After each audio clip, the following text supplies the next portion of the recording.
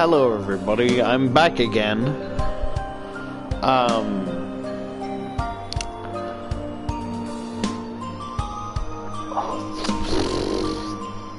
My brain's a bit droopy. I want to stream something, but it's not all there.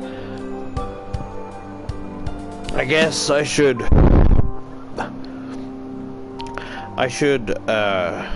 give a heads up. Well, I guess it's not a heads up necessarily, but more like just a kind of a warning, kind of not a warning, just yeah, I don't know what to call it, but like I said in the previous game, because of how long it's been, not all the voices I'm going to do are going to be accurate compared to the previous ones. Some I may be unhappy with, some I'm fine with, right? If I can remember them, I will try my best to do that, but again, they may not be accurate to what, like, you know, from previous installments. Let me refill my water bottle.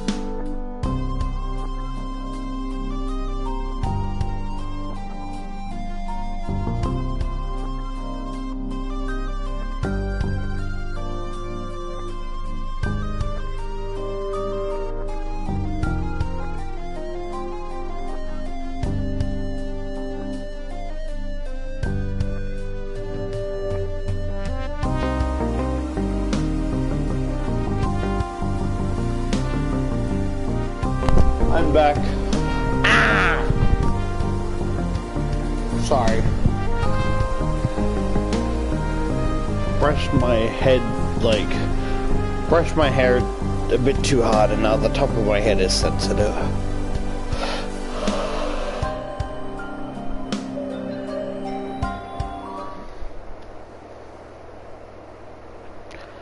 The setting sun casts a rosy glow upon the undilating ocean.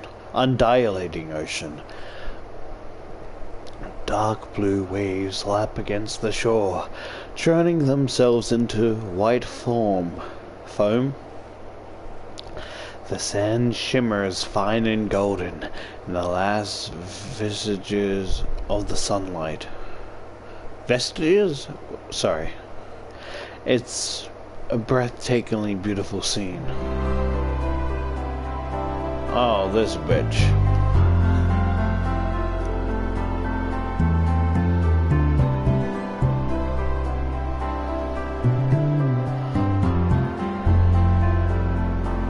Finally glad to see at least different clothing. Also, is it just me, or maybe it's just me? I feel like they fixed the anatomy, at least for this scene or whatever. Her pussy popping.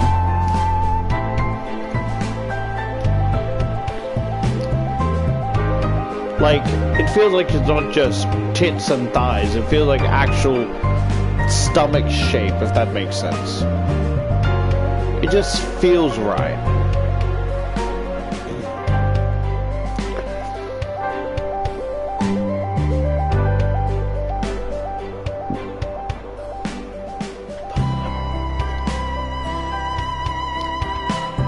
But the woman who stands on the sand, her arms outstretched, might be even more beautiful. Her hair is tied into a messy ponytail which flutters as she turns. Her cropped shirt is tied beneath her bust, exposing her taut stomach, rigid from years of intense workout sessions. Her thighs are similarly exposed, owing to her short shorts, which don't leave much to the imagination. She's wearing a navy cap on her head and a dazzling smile on her face. It's the sort of smile that could enchant any man. The sunlight illuminates her green eyes so they shine like stained glass. The laughter that bubbles from her throat is contagious. The scene playing out before my eyes is movie perfect, the best advertisement for a week-long vacation of sun and surf I've ever seen. We're not actually there, are we? It's just a photo shoot. This woman is no model, though she's taken part in photo shoots for various newspapers and magazines. She's a sporting celebrity, the tennis star Hazel Williams. She's left her racket behind for the present, however, and now she turns to look at me, her arms outstretched. It's the beach! We finally made it! I can't wait to spend more time with you. Hirakai? Sorry, the name's fucking me up. Hiro. Let's have a blast! Now, you're probably wondering why Hazel Williams, the esteemed tennis star, has gone on a summer vacation with a nobody like myself. To be quite honest, I'm surprised about this turn of events too. My name is... I'm not pronouncing that first one. Hiro. Once my life was decidedly ordinary, I lived in a small apartment in Tokyo and worked as a photographer for the Sakura Daily. I was wedged firmly under the thumb of my overbearing boss, and I did everything he asked without question, though not without complaining behind his back, naturally.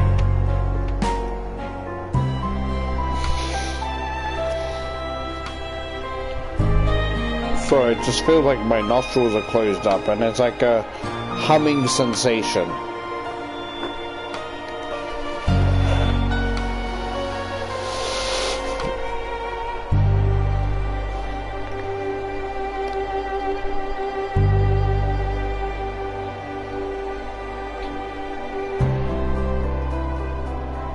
Can I ask a question?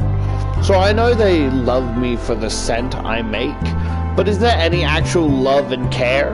Or is it just because of how I smell?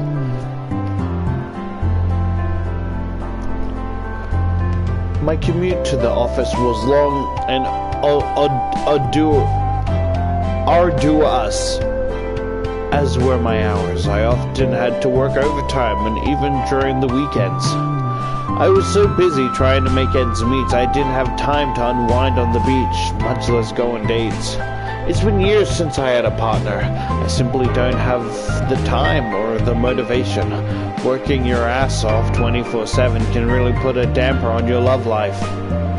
I'd fallen into a rut of work and sleep, on constant repeat, which I couldn't escape from. I felt trapped, until one night when I ran into Japan's top idol, Ayu, after one of her concerts. It was a chance encounter, but it changed my life irrevocably. I learned that Ayu is in fact a succubus, as are many other famous women in Japan's entertainment industry. For some reason, my scent is particularly attractive to succubi, and after Ayu showed an interest in me, her sisters flocked to my side. Now I'm being courted by 6 different succubi. There's Ayu, the famous idol, Marina, the wealthy businesswoman, Cosmos, the ditzy social media star, Haifumai, the elegant actress, Hazel, the energetic sporting star, and Yui, the ruler of the succubus realm.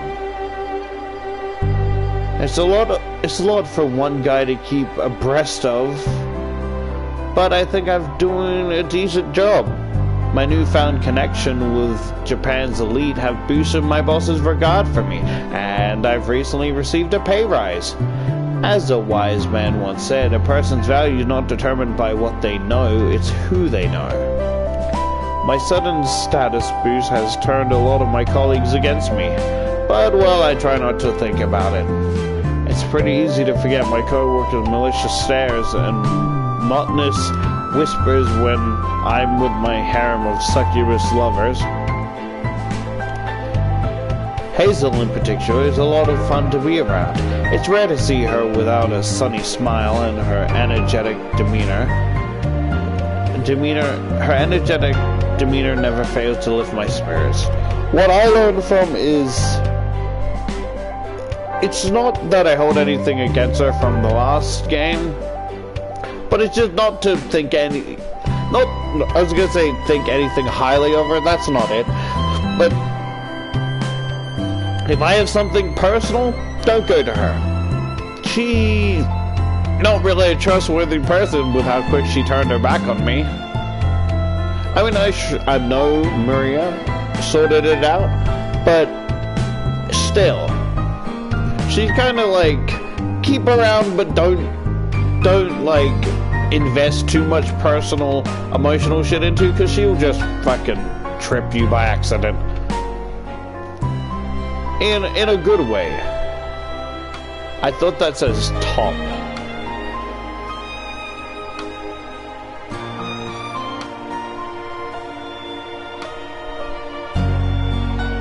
I might have been tripping, because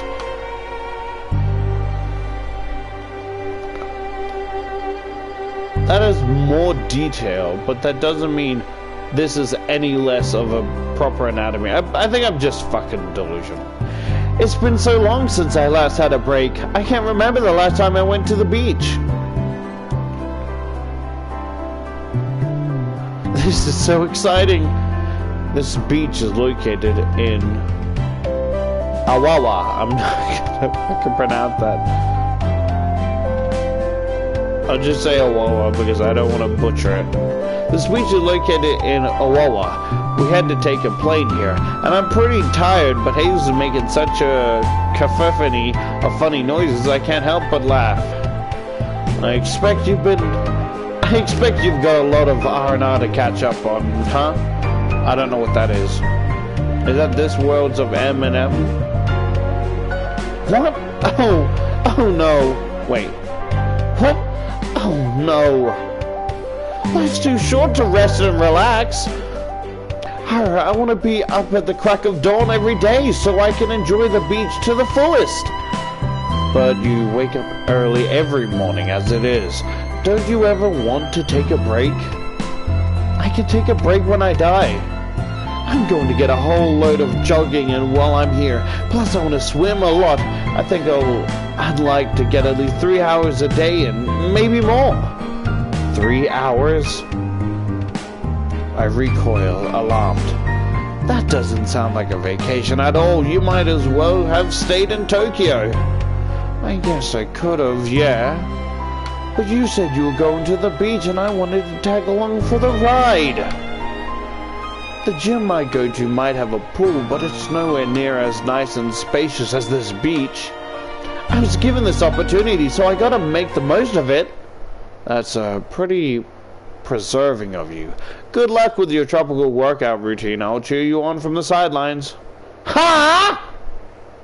Hazel pouts. Aren't you gonna join me, Hira? Do I have to?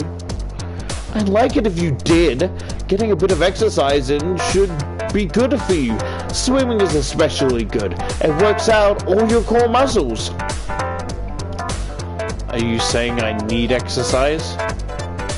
No, not at all. You look great the way you are. Really you do. But it never hurts to be mindful of your health. I couldn't care less. With the shit I go through daily, with the way my boss treats me, I don't have time to care.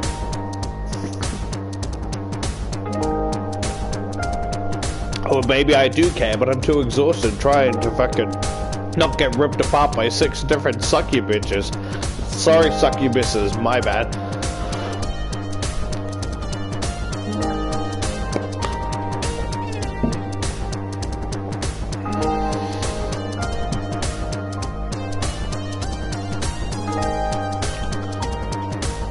I couldn't care less.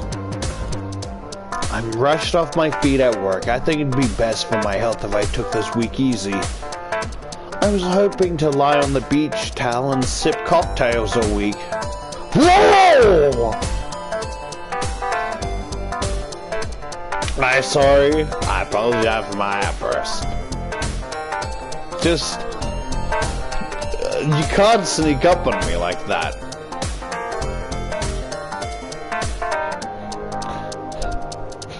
What was that quote? It's like, I'm dying of dehydration as I watch another man drown of thirst, or whatever the fuck it was called. You're a man of... Sorry, it's just, I get a bit self-conscious with my girly voice, and, you know, I know people will eventually hear it, but I feel like eventually when I do get popular enough, I might have to not turn off the comments, but at least have it so I don't get notified. Because like I get very self-conscious about, you know, how I sound. You're a man after my own heart. Sorry, whenever she's on screen, I try and look away and I can't help but smile. I know it's like cringy and shit, but like you ever get that feeling? It's like, it's just an involuntary smile, like genuinely. Like, she so far is my favorite character.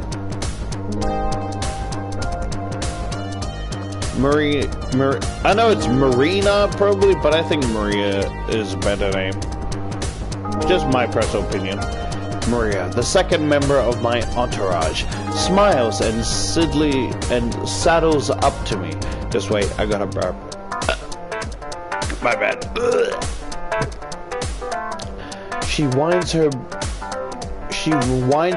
bronzed arm through my own, her bust pressed against me, and says, "You can wake..." Sorry, my brain's a bit loopy. "You can wake up at 6 in the morning and... sorry. You can wake up at 6 in the morning to run yourself ragged if you wish, Hazel. Nobody is stopping you. Hiro will be spending his free time with me, however." Huh? That ain't fair. You can't keep him all to yourself, Maria. Just watch me. I feel like that's not right because it might contrast with other voices, but then again, I might have to make up new voices for other characters. Maria squeezes my arm more tightly.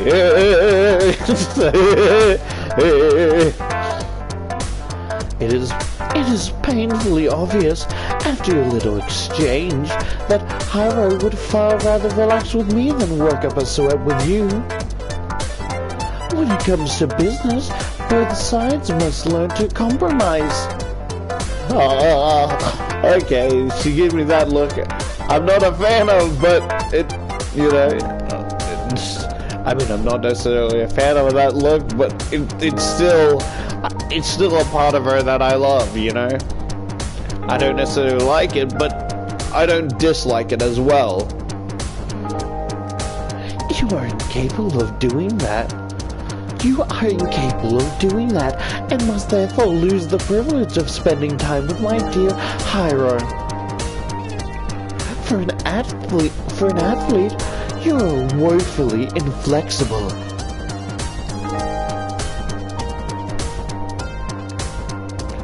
I don't want to exercise either. I don't like getting sweaty, and I don't even know how to swim. Cosmos, another member of our vacation party, slinks up to me and takes my other arm. I know this isn't the right voice, and I prefer my previous voice for her, but I just don't remember. And I'd rather not go and look to see how it sounded, because I can't bear hearing the sound of my own voice, let alone trying to do like a more feminine voice. I would literally, it like emotionally feels like I'm disemboweling myself through cringe, if that makes sense. I cannot stand it. Like, me trying to be more, like, personality-wise feminine, it's not like, hello, it is me, Toad. That's how I imagine, that's how I hear myself, cringing, right? Rather than, like, a natural feminine voice, it's like, hello, it is I, girl protagonist, with massive hungaboo. No, I am really captured again, my big Bowser. Bowser, what the fuck? Sorry, I don't know why I said Bowser. I meant to say like Big Bad, but you get what I mean. my female protagonist. Well, fuck me and call me a silly sausage.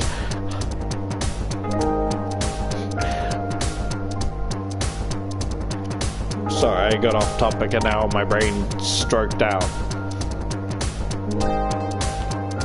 Slinks up to me and takes my other arm. Would you mind teaching me, Hiro? I bought a new swimsuit for this trip, and I'd like to show it to you. We're like... It's like with Maria's voice is more a teasing parental type of, like, voice, you know? Like someone that will look after you, but also is like a pain in the ass type thing. Where this one, I imagine, like, shy and, like, nervous. It'd be too sad if I never had the chance to wear it. Hey, why'd you ask Hiro about swimming when you could ask me? I'm the sporty one here. You're too sporty. You don't know when to stop pushing. Your devotion is impressive, but it's a little scary. I could never measure up to you. I'd rather have Hiro teach me. Shut down. How sad. I wanted to see you thrashing about in the water, all helpless and awkward. You're a total cutie, but I bet you look even better wet. I've heard my friends tell me that, yes. Sorry, I'm mixing up the voices. Let me try again. I wanted to see you thrashing about in the water, all helpless and awkward. You're a total cutie, but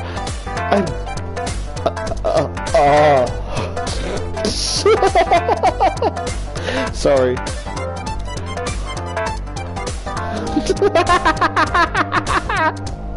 I'm sorry.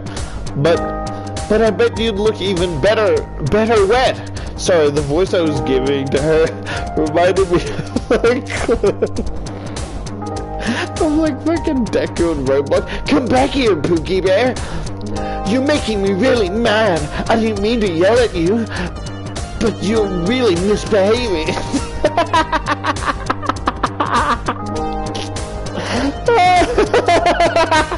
I'm sorry. It's just the tone of my voice just reminded me of that.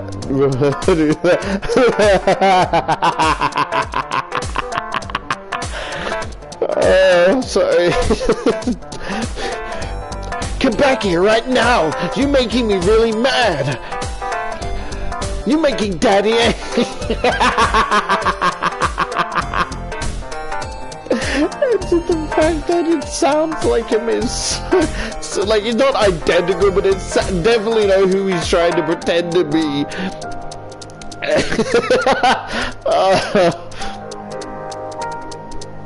I've heard my fans tell me that, yes. Cosmos frowns. Are you flirting with me? Or is it more like, how should I I don't mind giving a couple takes for whatever order you want to use. My brain's just thinking of like animation, if you want a more cleaner version, different emotions and type of thing. Are you flirting with me? Maybe a teeny tiny bit. Why? I don't get it. I thought you were in love with Haru. I don't discriminate. I love handsome guys like Haru. But I also love cute girls too, and sexy girls and mature women. My tastes are broad and all-encompassing. I'm very picky. Again, you don't fix like that. It bothers me so much that the jacket is not being appreciated.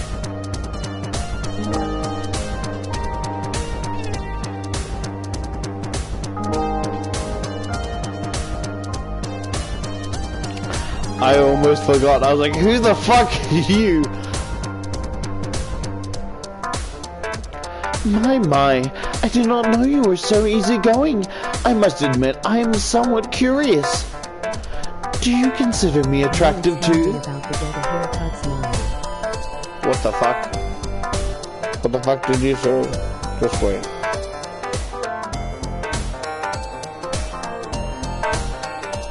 Cause like I can't do many feminine voices because they all start sounding the same, and you know we don't want that.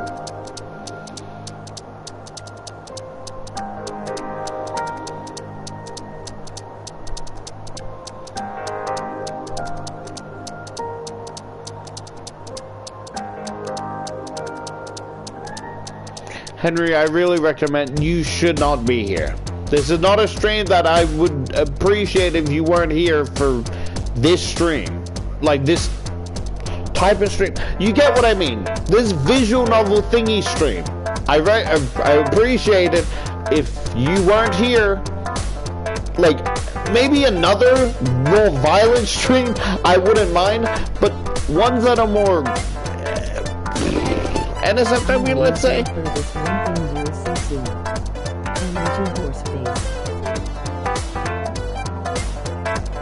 What do you mean by that? What do you mean? I'm only here for this one thing you'll see soon. What do you mean by that? I feel like I should be very concerned.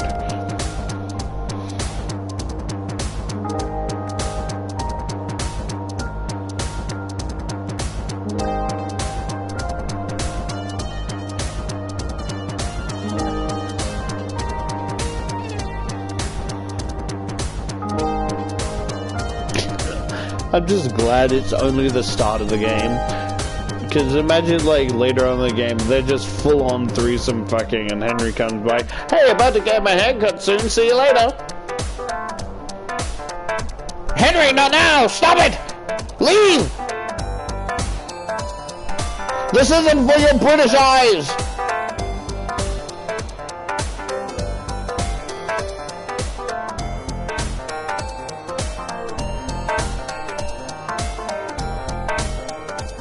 Is it weird that I refer to, like, if I have friends who are from the UK, right?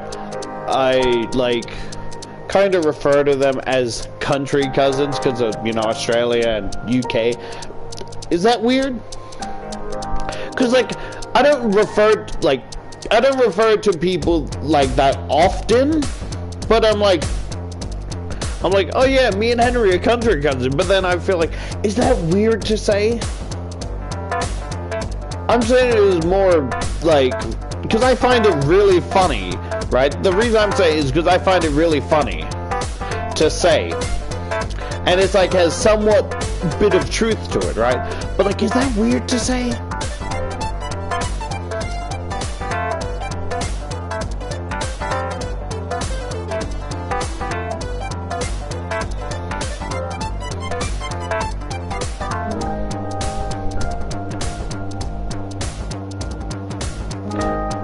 Sure you do. You're very elegant, Haifu Min, but you're not all cool and tough and unapproachable like Maria. You've got a sweet side, and though there is a big gap between your public persona and your private one, usually you wear these fancy long sleeve kimonos, but you've dressed down for our beach getaway. That off-the-shoulder shirt is adorable, and I never knew you wear glasses. My eyesight is not... Oh shit, I'm still cringing because I don't like the voice I made for her, but I'm gonna go through with it, so please forgive me, right? My headcanon is more the ones I did before, but it's hard to, like, do a feminine voice and then try and make it different from other characters. My eyesight is not the best when I assume my human form. I wonder if that is a side effect of playing Karuta for so many years. Should I have worn contact lenses instead? Nah, you don't need to bother with them. I think the glasses make you look great. I can't resist a cutie who wears glasses. That goes for you too, Hyra. Gee, thanks. They're a major charm point. Glasses are popular on social media. I wear them sometimes in my photo shoots. I have a lot of empty frames. Maybe I should have brought a pair with me. Hey, can you guys not use my, could you guys not use my disability as a fucking trend? I'm actually fucking blind, and you wearing multiple, like, it's almost a spit in the face at this point. I know you don't mean anything by it, and you don't really, like, take it seriously. It's just for clout, so you're fine. But, like, I really can't see anything, like... I could, like, accidentally grab one of your, like, breasts and then find out it's a massive muscular gay man. And then now I'm in, like, now my ass is in danger. It's not a funny thing to joke about. Like, sure, maybe for you, but I'm the one getting ass hurt, okay? So please, do not use my, would it be not disability? Please stop using my bodily disadvantage as a trend. I would appreciate that a lot. That's funny, because I completely forgot that I'm wearing glasses right now. Because because I'm farsighted. Because I had glasses, but then just didn't use them for like a long while. And I'm like, oh, well, these ones are kind of broken. So I'm like, hey, Ma, can we, you know, get glasses, It's hard to, because reading, right? Reading like this, getting visual novels and like your dialogue and shit, right? It's hard to read, and putting them on for the first time, I think putting them on in the first time was the best fucking drug trip I've ever experienced. Like it was trippy. I went from taking them off and on repeatedly because of how wild it was. Like, it's like a like, for me, it felt like a VR thing, like, without VR, if that makes sense. And it's a shame because my eyes kind of gotten used to, you know, wearing glasses, so it doesn't have that same, like, exposure. But, man, that was the most trippiest shit I've ever, like, experienced, and it makes me, like, there's no fucking drugs that'll ever like, replicate that fucking feeling.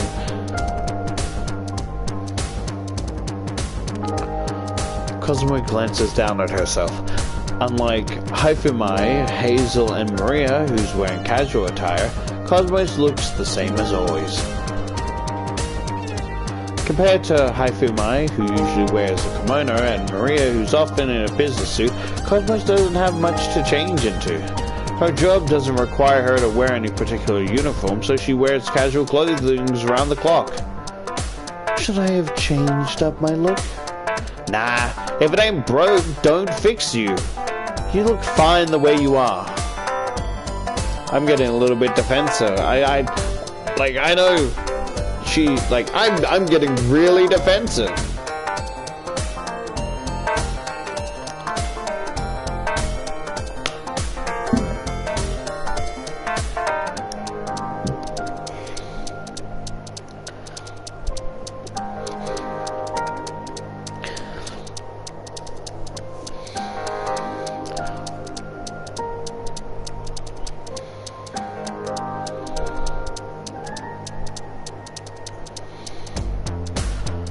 I bet Hire thinks you look adorbs too.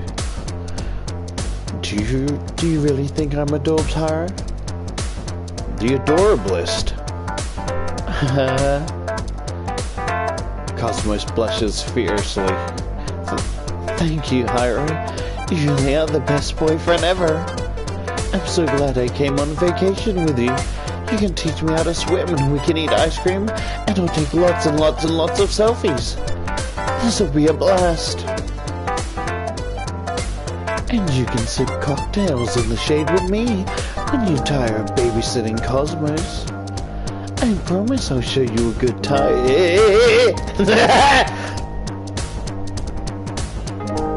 And maybe we can go jogging together, provided you're not too tired. I wouldn't want to force you into anything, but you shouldn't knock what you haven't tried. Why would I knock on what I haven't tried? What? What?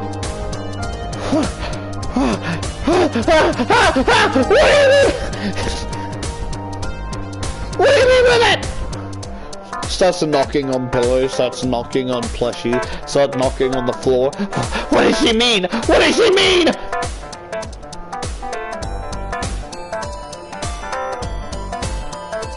I bet that other bitch has to do idling. She couldn't come with us, so she's jealous and pissed.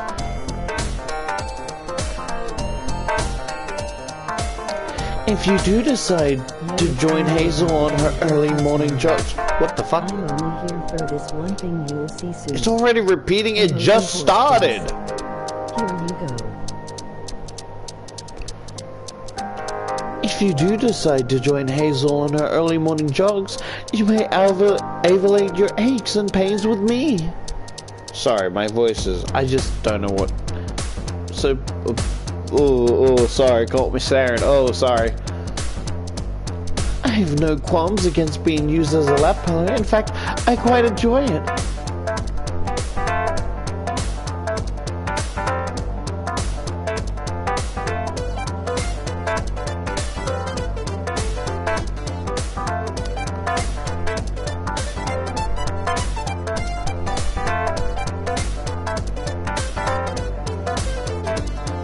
Sorry, my brain slipped and I forgot that the canonical timeline is like of this variant with like it's confusing because learning more about like incubuses and succubuses, like it's not like incubuses are for boys and succubuses are for girls, or etc., or vice versa, right? It honestly doesn't matter. So why the fuck is there two different names if like girls can be incubuses and boys can be succubuses, you know? But like what I mean is the variant that I'm playing now most likely will have incubuses, like male counterparts, right? Or maybe that can be feminine, right?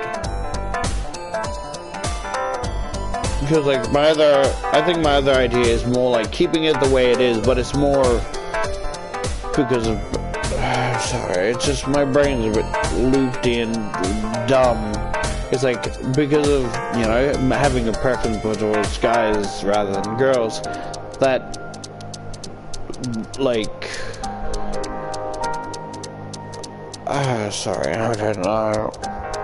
Well, something more like, see them more, like, lovingly, but not lustfully, so doesn't mind romantic feelings, but, like, not actual intimate feelings, so, like, there's still a distance of, like, not interest in their physical bodies, and, like, whenever they're, like, close and their breasts rub against the main character, this variant, Charlotte variant, she or he or whatever is visibly uncomfortable, right?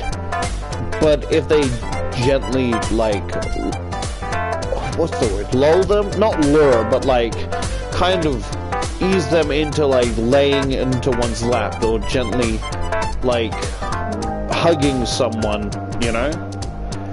Just innocent stuff like that, right? Ease them in, and don't, like, just drown them out like they're doing now, right? Kind of just, like, one at a time, so, like, it's not overbearing.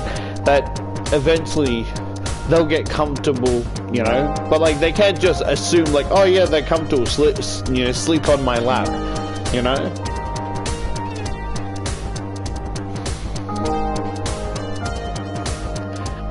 I'm looking forward to pampering you, my dear Hyro. I'll cook for you, clean for you, and perhaps I'll even sing you to sleep at night, if you would allow it. Cut my life into pieces! This is my chocolate pie! Just imagine you gently resting your eyes. Suffocation! No breathing! Don't give a crap if you're eaten!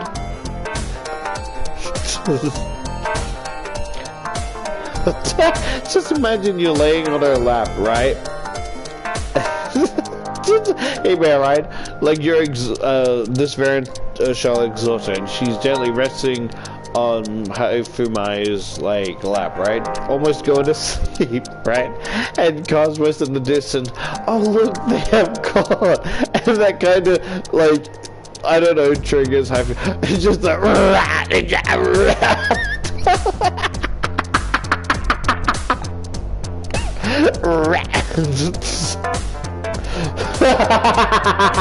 I'm sorry, my brain's being very tired and immature. It's about it's like 9:41. I did promise, like, Henry I was gonna play Fortnite with him, even though I don't want to play Fortnite. I fucking hate Fortnite. It's boring as shit. Well, he wanted someone to play with, but unfortunately, because they decide to have another fucking update like they do every fucking week, it's like, oh, there's, you know, not enough storage for the fucking update. Why do you need to update every fucking week? I swear.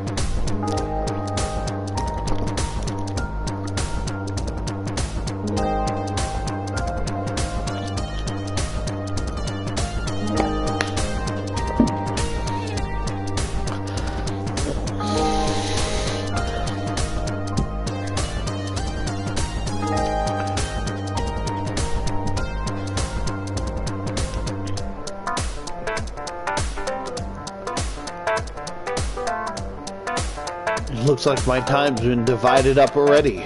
I might be on a vacation, but I still got a harem of succubi to please.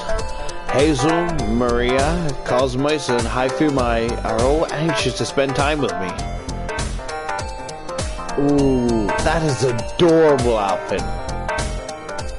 I don't know about the middle part. She looks like a medieval Irish peasant barmaiden.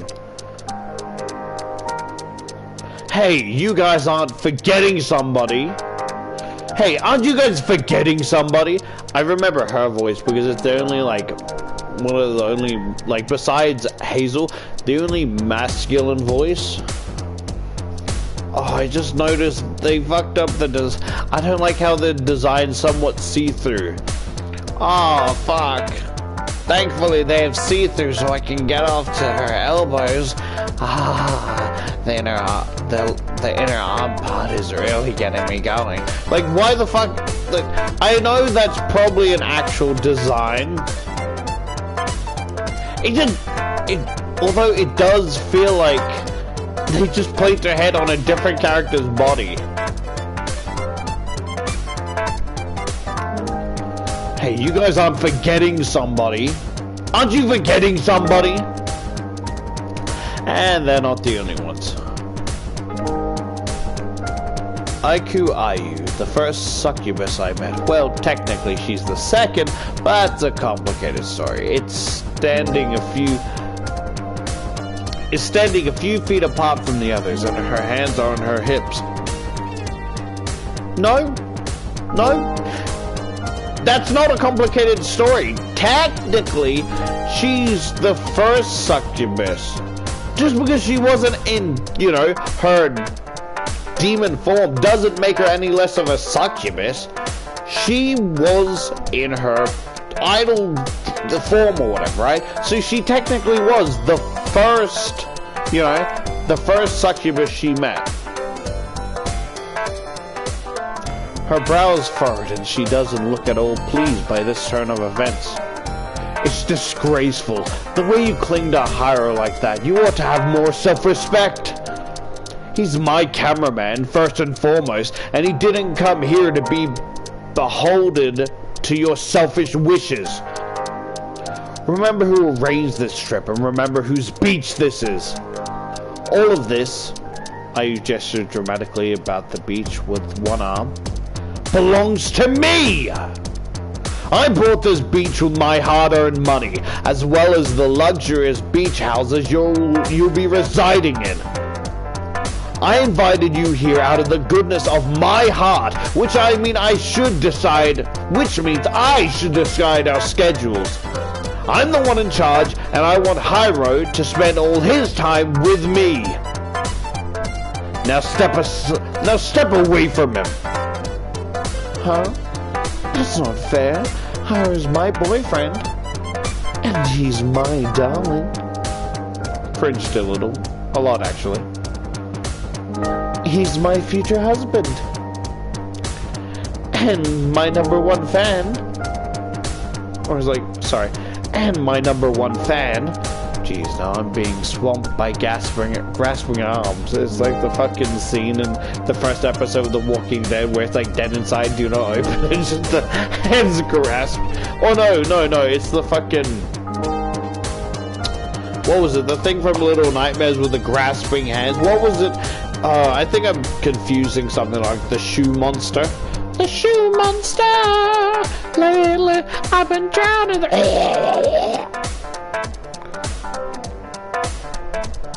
Cosmos and Maria are clinging to my either side, while Ayu has my front and Hazel and Haifu my back.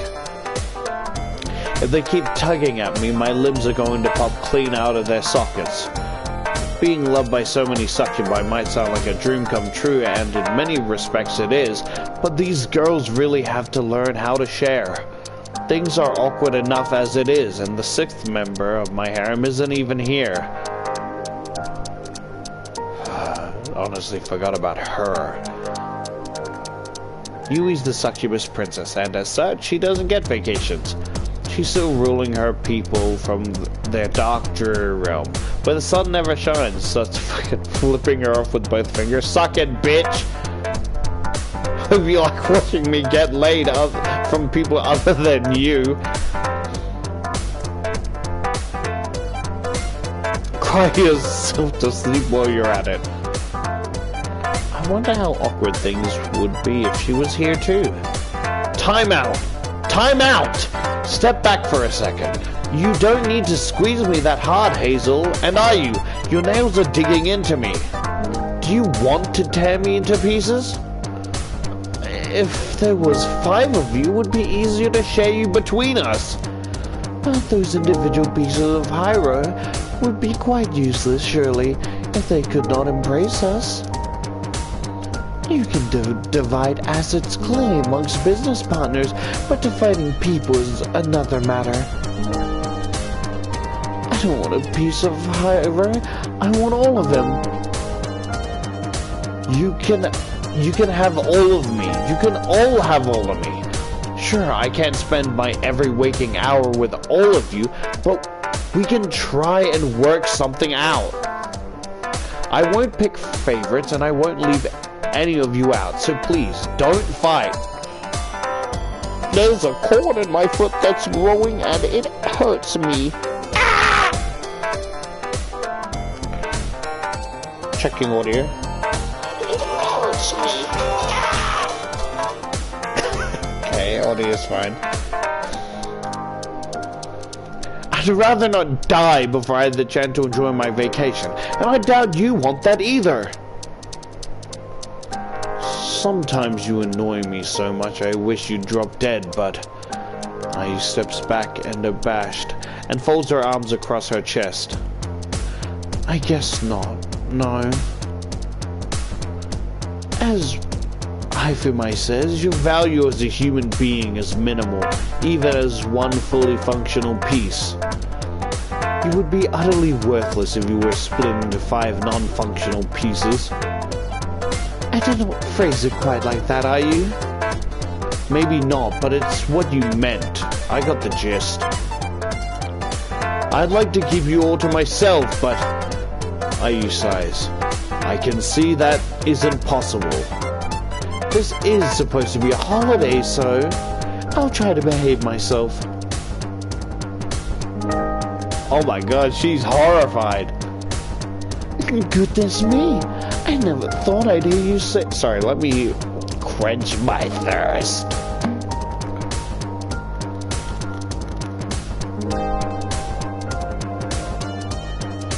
Maria pulls out a gun and starts fucking shooting holes through Ayu.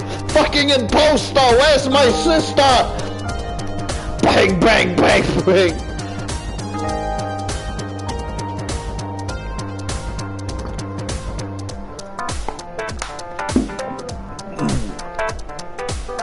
Goodness me, I never thought I'd hear you say something like that. That was terrible, but whatever. It is enough to make me wonder whether my ears are playing tricks on me. Fuck, no. Again. Shit. I'm too tired. So, again, I don't like how that is, but it's whatever. Maybe you're hearing things. You are pretty old. What was that?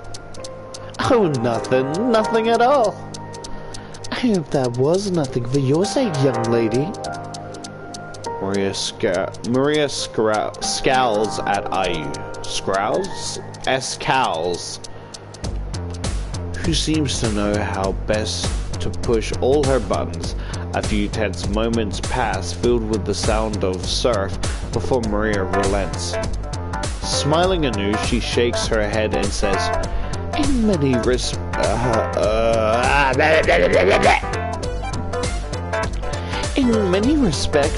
you are the same shallow, self-interested, spoiled brat you've always been. But when Hyrule is involved, you do yourself a great credit. He seems to bring out the best in you. How do you mean? His company has soothed some of your rough edges, but when you're with him, you become less confrontational.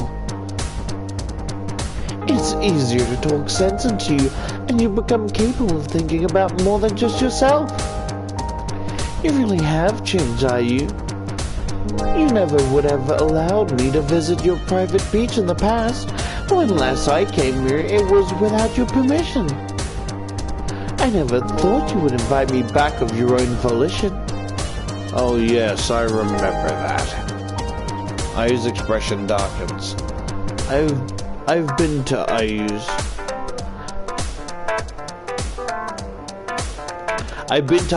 private beach once before at her behest. She asked me to take several photos of her for the Sakura Daily in a cute swimsuit. I hastened to meet her expectations, but as soon as it transpired, Ayu and I were not the only ones on her beach. Maria and Cosmos, who'd also begun to show an interest in me, crashed our private shoot. I think they were worried IU, being so egotistical, would try to take me away from them. IU said several unflattering things to Maria, largely about her age and her insecurities thereof, which Maria did not take too kindly. I don't think I'll forget that in a hurry. Judging by the way IU's patting her behind, I don't think she'll forget that in a hurry either.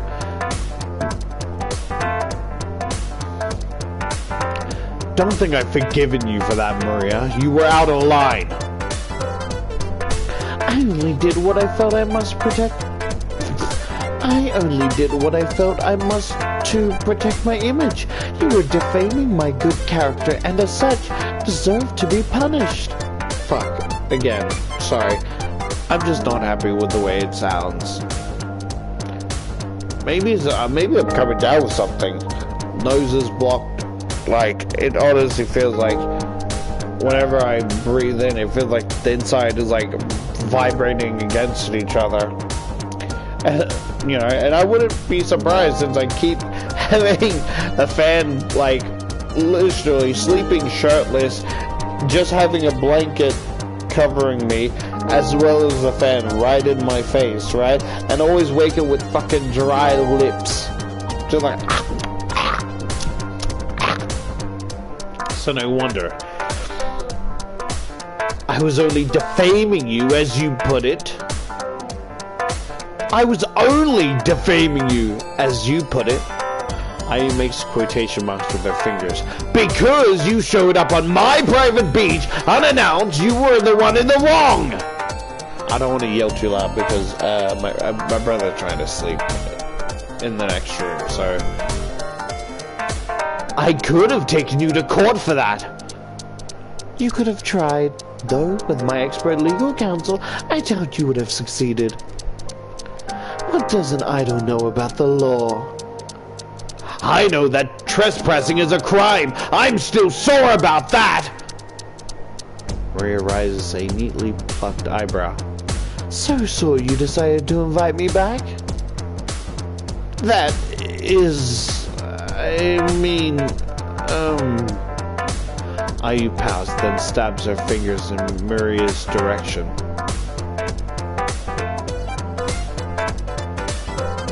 Maria? Sorry, did I say, it's Maria, yes, I call her Maria, right? It's Marina, right? Yeah, okay, I thought I was, like, saying it correctly. Maria. Don't think this means I've forgiven you. It's not like I wanted to be friends or anything, you dumbass.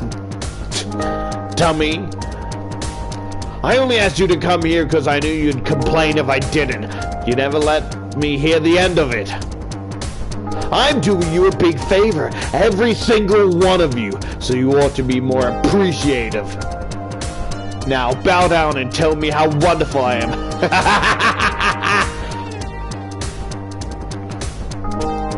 That laugh sounds kind of strained. Are you okay? I'm just fine. There's nothing wrong with me. Nothing at all. You guys are the weirdos.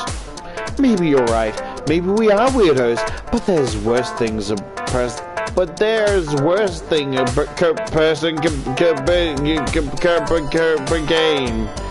Cobain. Well, there's a worse person. There's a worse thing a person can be. Of course you would say that. You never wear any underwear. Guilty as charged. But I didn't see what that got to do with anything. The waves are clear, the beach is golden, and the breeze is nice and warm.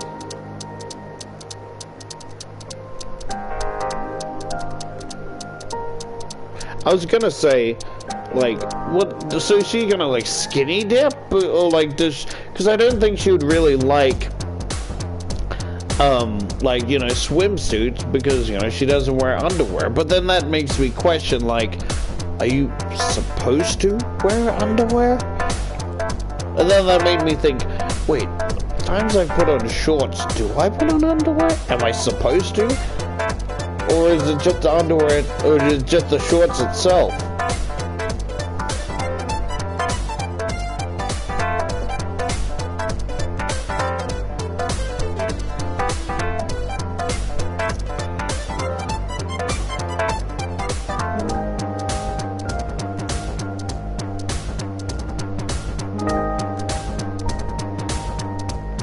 The waves are clear, the beach is golden, and the breeze is nice and warm.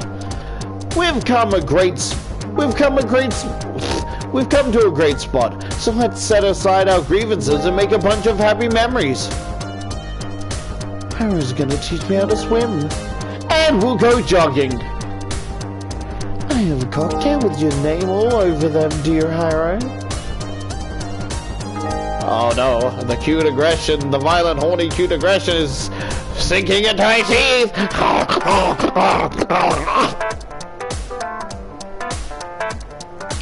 I don't really want to share, like I said, but I know you work hard for a puny human, and I do want you to have fun. That is why I invited you on this trip. So well, Ai's voice trails off. She frowns. It's not like Ayu and him and her. She's a self-possessed woman. When she wants something, she takes it.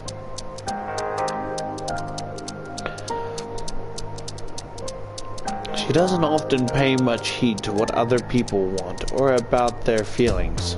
But Maria's right. She has changed over the last few months.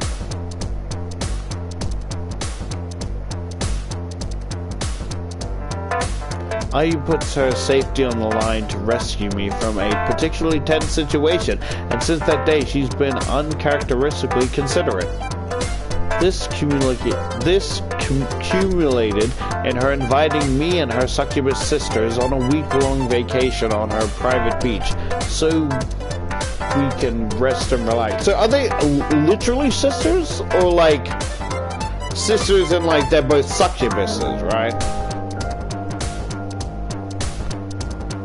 Like, so if I have a, like, theoretically a three-way, would that be, like, not for me, but would that be incest for them, or is it like, or like, oh, we're both sisters because we share autism, or some shit like that, or like, you know, we share the same trauma, so that makes us sisters and in trouble, or whatever the fuck, you get what I mean?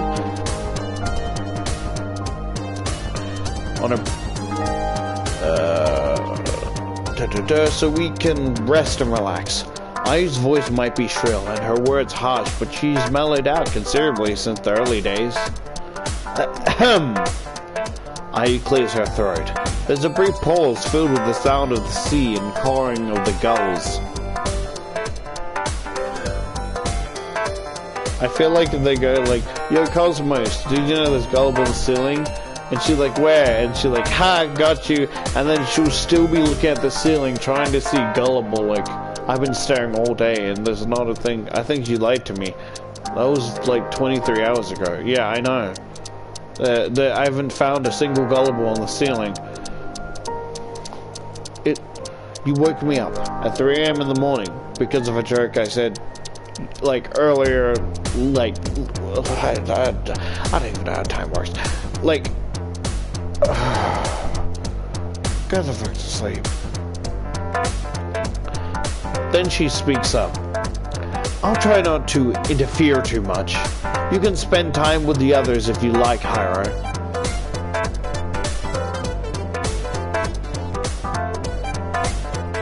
But I hope you'll spend some time with me too. I can be awkward and stubborn and I don't always say what I mean, but I'm being sincere when I say I've been looking forward to this trip. I can't wait to spend more time with you.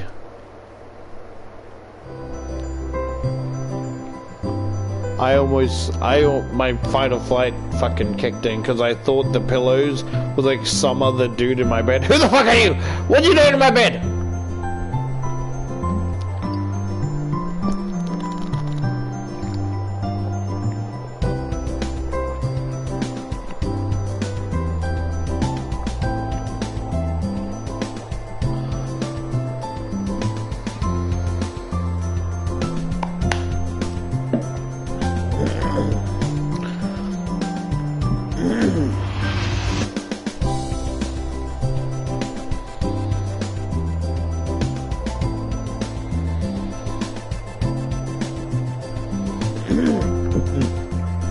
So my brain wandered off. Alright, let's have a look at what I've got to do. I sit on my bed in my new room, my suitcase opens in front of me. I packed light on my journey and I don't have that much stuff, only the essentials. I brought underwear, of course, and a few changes of clothes. I also have a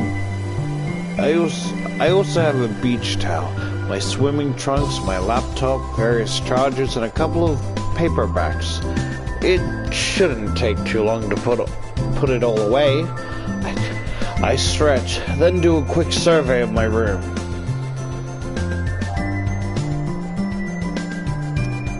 It's expensive, like everything else in IU's beach house. The bed itself is huge, as is the flat screen TV on the wall. My apartment back in Tokyo is so small, I doubt there'd be any space for a monitor that wide. Though, given how meager my bank account is, there's no way I'd be able to afford such a thing in the first place.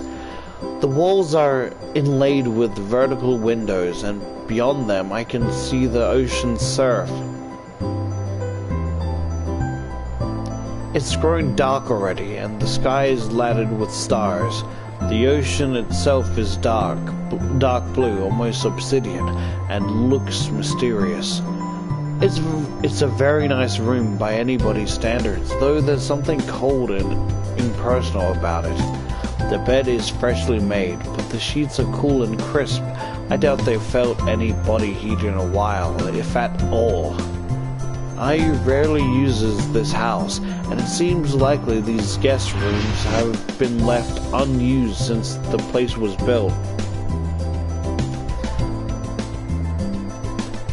I'm glad IU likes me enough to put me in such a nice room. I bet she's gonna make us share a room, but everyone else has their own room.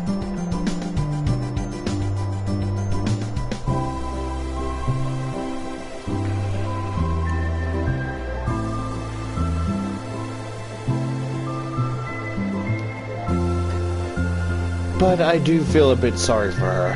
It seems a waste to own such an expensive home in such a picturesque location and never invite anybody over.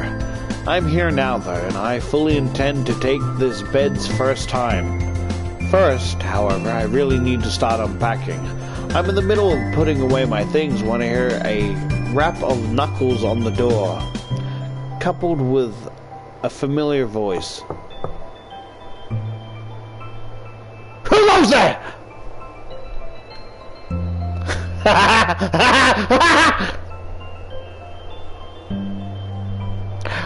What a beautiful knock. Maybe if I stay quiet and don't answer the door, we'll hear that wonderful knocking sound again. Oh, I just made a reference there, but what reference it is, that's for you to find out. You figure it out. I'll be surprised if anyone can, like, figure that out, because it's not a like common quote, but it's just something I remembered off of a game.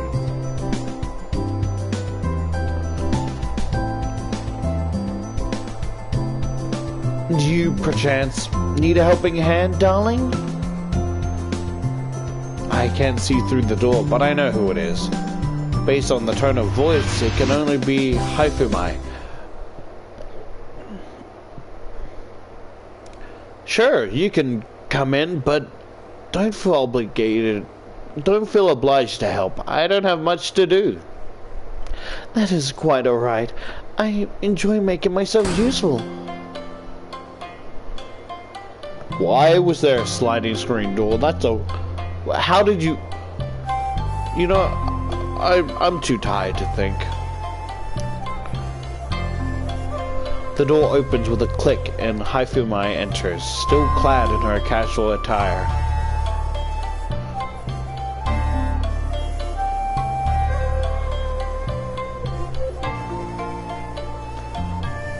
Without her kimono, Haifumai looks a lot more approachable. Her violet eyes are soft behind the lenses of her glasses, and her dark hair is tied back into two pigtails. Her shirt is loose and it's sliding off her shoulders, and her legs are encased in a pair of thigh-high stockings. You are a fucking liar. Where are they? They ain't no fucking stockings, you lying piece of shit. She gives off a different impression to the norm, but her mannerisms and style of speech are the same as always. Even attired thus, she's very elegant.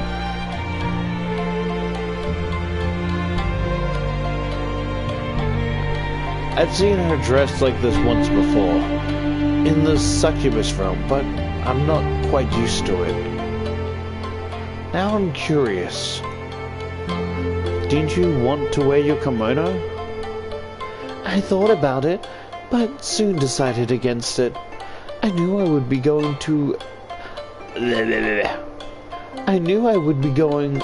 on a beach holiday. I do not think kimonos are appropriate attire for such an environment.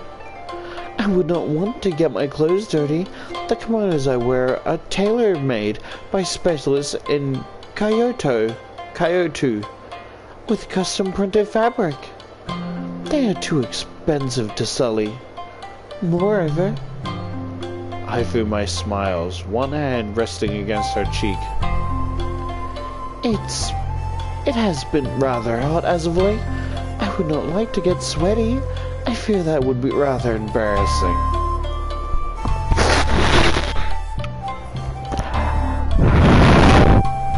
Sorry.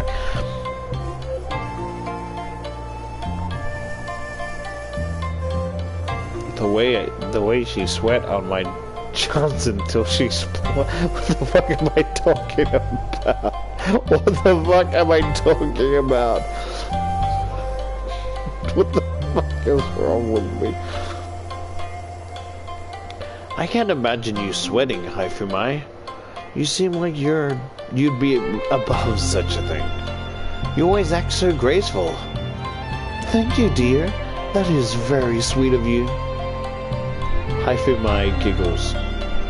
Unfortunately, I am very bit as susceptible to sweating as anybody else here. We succubite may have magic powers, but we are not immune from such inconveniences. Seems like a cop-out, but whatever.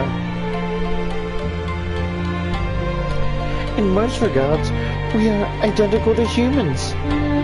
So, the music's getting loud, I can't hear you! Ah! Ah!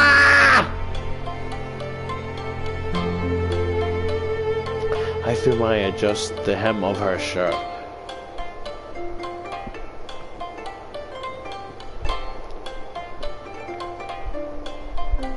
What do you think? I hope my current look is not a disappointment. I think I prefer your usual look. You could never disappoint me, Haifumai. Of course not. You look great in anything, Haifumai. Thank you very much. Haifumai bows her head politely. I also brought a swimsuit with me, which I will wear on the beach. On the beach? Beach? Nicki Minaj. Mickey Minaj. Ha ha! Ha ha! My anaconda don't! Ha ha!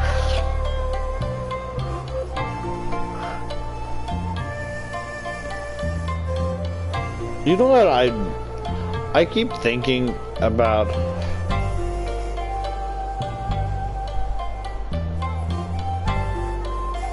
You know what's a song I clicked on originally because of Horny Brain, but actually listened to because it's actually a really good song.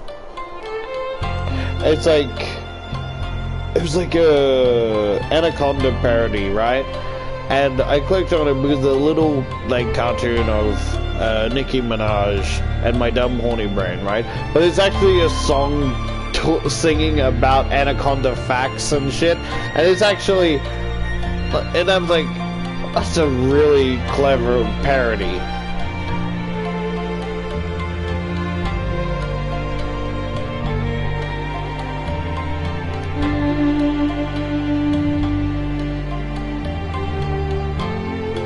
It is quite a conventional piece.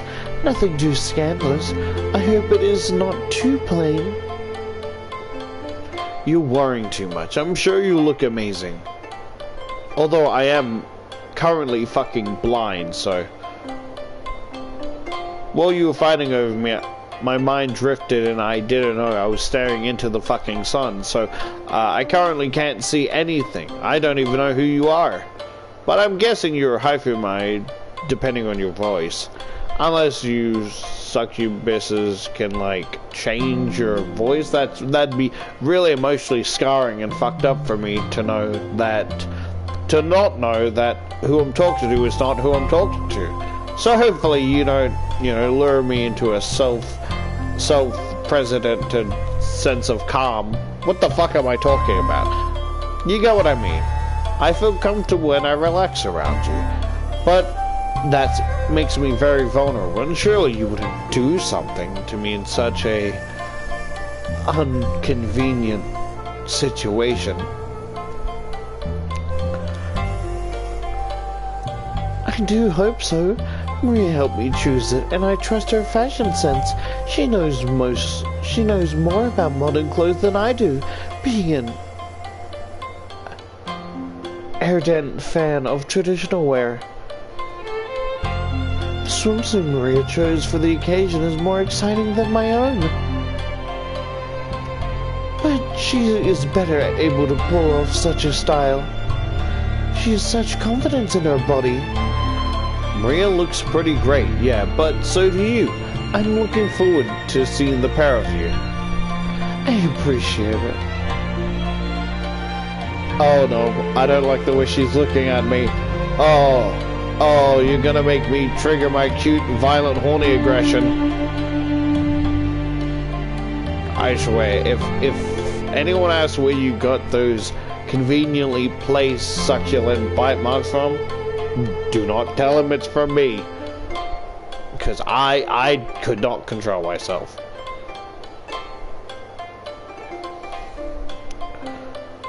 I appreciate it.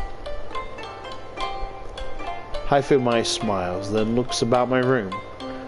Your home is lovely, isn't it? It's quite tasteful. Surprisingly so, yeah. I figured this place be all pink and frilly as per IU's taste, but it's quite sophisticated. In fact, this decor looks like the sort of thing Maria might favor. Her office had a lot of glass too. IU might adorn herself with ostentatious, frilly attire, but she is a lady with taste. Her aesthetic are not too far from Maria's, though I doubt she would ever admit it. IU does not like to be compared to others, least of all Maria. I think she has a chip on her shoulder. Is it stale?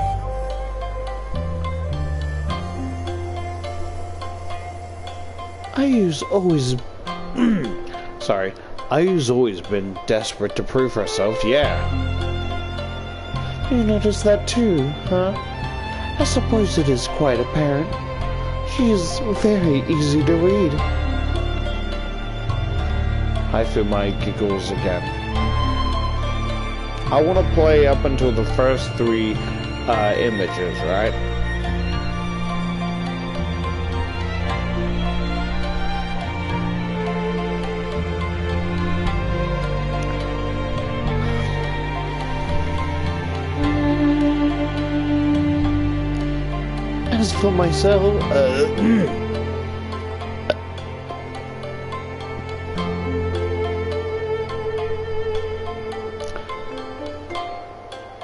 As for myself, I prefer classic Japanese decor. I would choose tatami mats over carpets or floorboards any day of the week. And I like the simple elegance of sliding doors. Yeah, but easy to break. What do you mean? Freeham! Just fucking chod so put your arms up like you're about to block someone like in boxing, right? Just ram through the fucking thing. just like that. What the fuck is wrong with you? There's so much glass here. I fear it must take a long time to clean. The design may not be the most practical, but we all have our own tastes. I should not be so critical when IU was gracious enough to let us stay here. At least the baths are in the typical Japanese style. They're very nice and deep. I'm looking forward to having a bath tonight, but first I must aid you with your unpacking. Shall we start with your shirt? Oh, shall we start with your shirts and pants? Sorry, I'm just thinking that it's like, so like, my brain is just thinking of something childish. Like, she opens the suitcase, right, and like, it's just an endless flow of fucking pink wrapper condoms, just like, just watching them fall everywhere.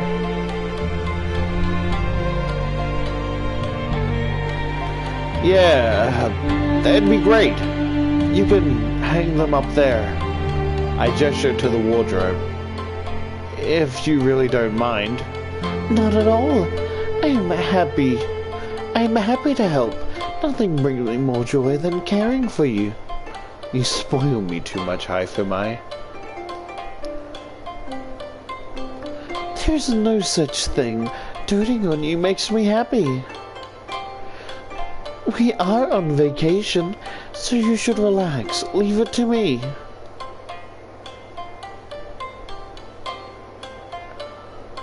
Haifumai hums under her breath as she continues her work.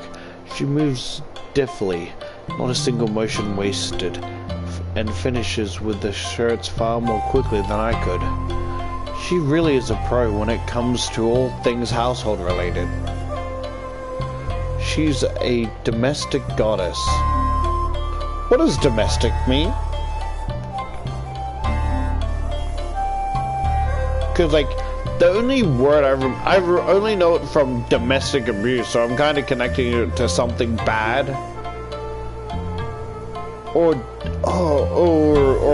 like, as in, like, a domesticated dog, which that's also even, I mean, not as bad as abuse, but that's still kind of fucked up that you're referring to her as a, you know, trained dog. Kind of fucked up, actually. There. Haifumai wipes her hands together and steps back.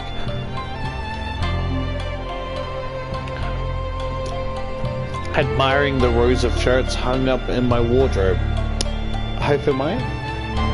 Yes? What is this? I don't know what you mean. What? Right in front of me, what am I looking at? I place your shirts and pants on the ground. Yeah, but in what way? I don't know what you mean. You're gonna have to make me say it. I'm a bit lost. Why in the world did you stack my clothing in the shape of a fucking summoning circle? It's bad enough that we have like 6 people, but like, we don't, who else could you be summoning? Just a friend. A friend. We don't have room. If Ayu finds us, she's going to skin us both. And why would she do that? Well, mostly because I would be trying to protect you for your foolish, dumb decisions. But, yeah, like, she's not gonna be happy is what I'm saying. Just a little fun for both of us. Both of us! Points to me and her. Is there a problem? I think there is a problem when you're using my own clothing as a fucking dance party. You're summoning rave. I don't see the problem. That is another problem entirely of itself. The fact that you don't see this as a problem is another problem. Maybe you're over-exaggerating? Over-exaggerating. I don't want the portal to the fucking underworld using my clothing. The clothing that, besides what I'm wearing, is the only spares I have. You gonna fucking freeze my clothing at the gates of hell? What is wrong with you? Are you upset with me? No, just concerned. I don't want you opening portals with my clothing. But how else are they gonna get the scent to come to the overworld? That's the funny thing. They really shouldn't be coming to the overworld.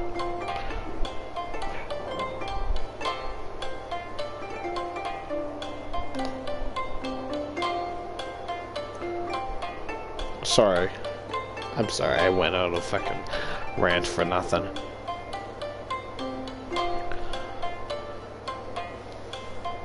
Let me just sort out these creases. She pulls out a sleeve here and adjusts the collar there until she's completely satisfied with the fruits of her labor. Now let me start on your pants. I shall not be a moment. Please stop looking at me like that. You're kinda turning me on.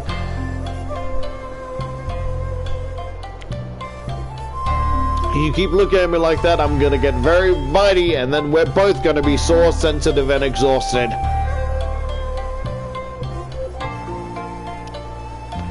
Then I can begin to fold your underwear. Color rises to my cheeks as Haifumai picks up my pants. It's silly to be abashed by such a thing, given everything I've done with Haifumai, but the thought of her laying her white slender fingers upon my underwear is a bit embarrassing. Thanks for being so thorough, but I can handle my underwear myself. Perhaps you can, but I insist upon doing it myself. No chore is too small, my dear Hiro. Handling your underwear is a great honor. I don't think there's anything that's special about it. And we must agree to disagree.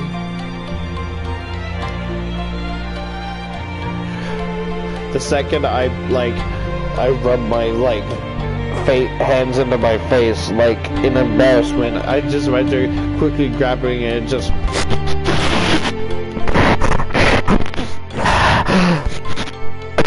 Oh, that's good shit. Wait, what the fuck was that? What were you doing? Sorry, I must imagine. What the fuck are you doing? What? There. Now I've finished with your pants. Your underwear's next. Fuck. Haifumai affixes my suitcase with eager eyes. She looks more enthralled about this than any demure Yamato.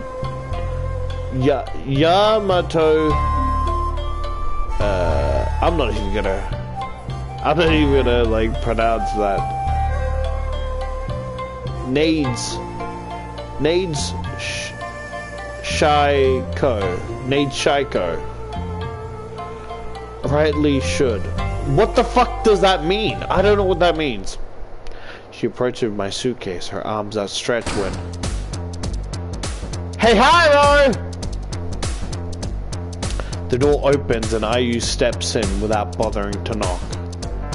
Perhaps such social necessities or niceties aren't necessary, given this is her house, but I didn't expect to see her so suddenly. I jump, as does Haifumai. What are you doing here, Ayu? I could ask you the same question. What are you doing here, Haifuman? Do tell me you've come to pester Hiro. Don't tell me you've come to pester Hiro already. We've only been here an hour. He hasn't unpacked yet, and you're already trying to make a move on him? Don't you know any shame? I might have a point there. The way Haifumai was staring at my underwear was pretty shameless. I think you are misunderstanding my intentions, are you? I sought Hiro out as I might help him. I've been aiding him in his unpacking, as you should be able to see. I am not trying to seduce him, not yet in any case. Haifumai casts me a not-so-covert glance, grinning as she does. You can rest easy now, you and Hiro both. My beloved is too tired to indulge me. I will not be selfish enough to demand... oh, sorry. My beloved is too tired to indulge me. And I'm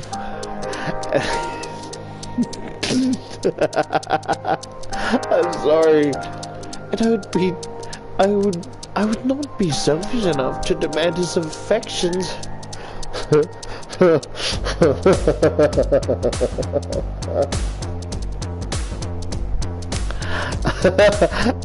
Sorry, it just the way like my brain thinking of that one video, and it's like the dude. I can't remember what it is, but it's like this dude sniff like.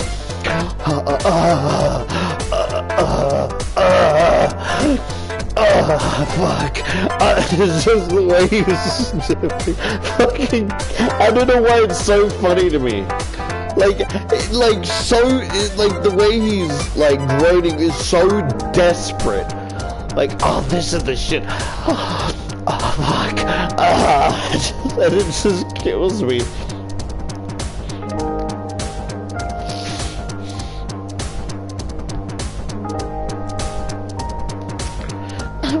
That will come later. You're so two-faced. You're acting like you care about Hiro so much, but I know that's nothing more than a ruse. You're not nearly as nice as you act, Haifumai. You're so conniving? Conniving. Poison conniving. Are you? You offend me. It is true my feelings for Hiro are more ardent than those of mother for her son, or a maid for her master, but that should not diminish my good intention. What the fuck did she say?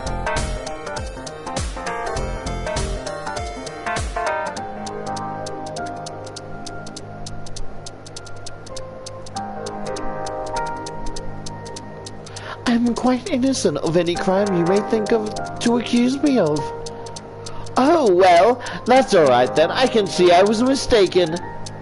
I guess I'll let you two cuddle up, all nice and cozy then. Not!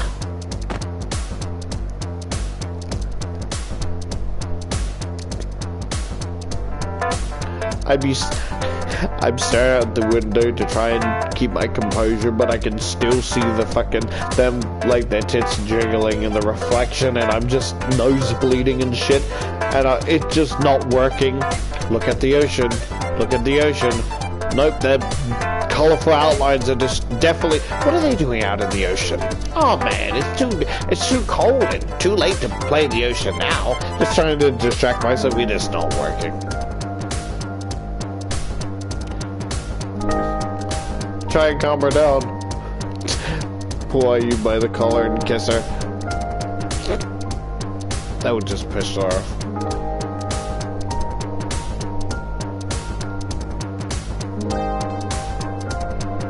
But the expression I use fades. Like, the eyes intrigue me. Rather than like circular, they're like diamonds.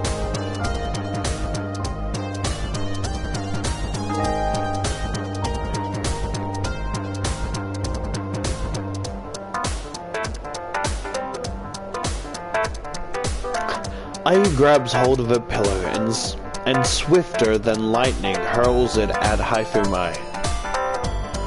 Oof! Haifumai recoils, but this isn't enough to satiate Ayu's anger.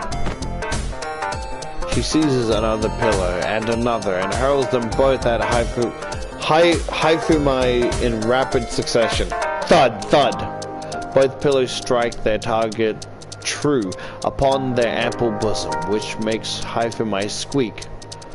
As if I'd believe you're that pure! I wasn't born yesterday! You're every bit as much of a succubus as I am, and I know precisely what you want.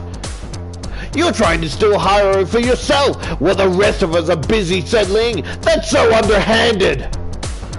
Well, I won't have it! If we're going to compete for his affection, we should at least do it fairly, you... Yes? You untrustworthy snake with a poisonous, pointlessly huge chest! What's it even for, anyway? These melons are massive! Guys might like that sort of thing, but when they get past a certain point, they become nothing but a chore! They're heavy and cumbersome, and that makes it even hard to find clothes that fit! Dresses are too tight on the top, but too loose on the bottom, and most clothes squish them together so they look unflattering! Big chests are not so cute! Bitch, bitch, bitch, bitch, yeah, bitch, dumb bitch, bitch, big-titted bitch, bitch, saggy bitch, bitch, old bitch! Ayu continues to hurl pillow at Haifumi alongside insults, while Haifumi tries in vain to defend herself. One of Ayu's throws knock Haifumi's glasses askew, and they almost fall off her nose, though she's able to push them up in time. Alright, you had your fun, but now things are getting out of hand. You're putting too much force into your throws. If this keeps up, you'll burst these lovely pillows, and then Hiru's room will be filled with feathers. I would not want that to happen. So, Haifumi holds up one hand. Suddenly, the air in the room grows thick and gelid. One of Ayu's pillow's projectiles freeze in midair as though caught in invisible. Ah! Ah! Ah! Ah! Just stop freaking out. You know, just to fuck around, I'll just make some shit up now and just say this variant has a fear of floating objects. And it's like, not like flying objects, no, it's specifically one that hover in the air with like no motion, right? So like if you throw like a pillow or a bed in like a skydiving place, that type of shit. Like birds, that's fine. A little bit, so like, I guess also planes as well, because it looks like it's just hovering. Just to fuck with people. Is it canon? That's up to you. I like to think it is. Just to fuck with people. Uh-oh. I want her to wrap her wings around me as I use her breast as a pillow and just fall asleep.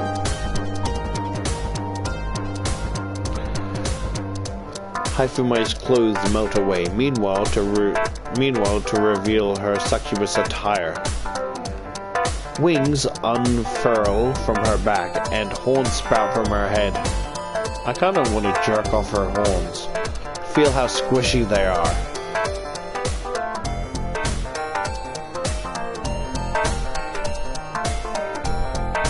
Her eyes are glowing with the force of her magic.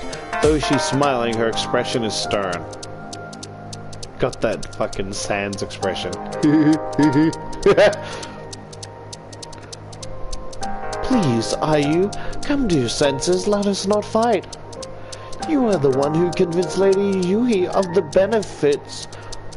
benefit sharing has. And you did promise earlier when we were on the beach that you would try to behave yourself. Maria was so very proud of you. I would hate for her opinion of you to sour over a silly prick of jealousy like this.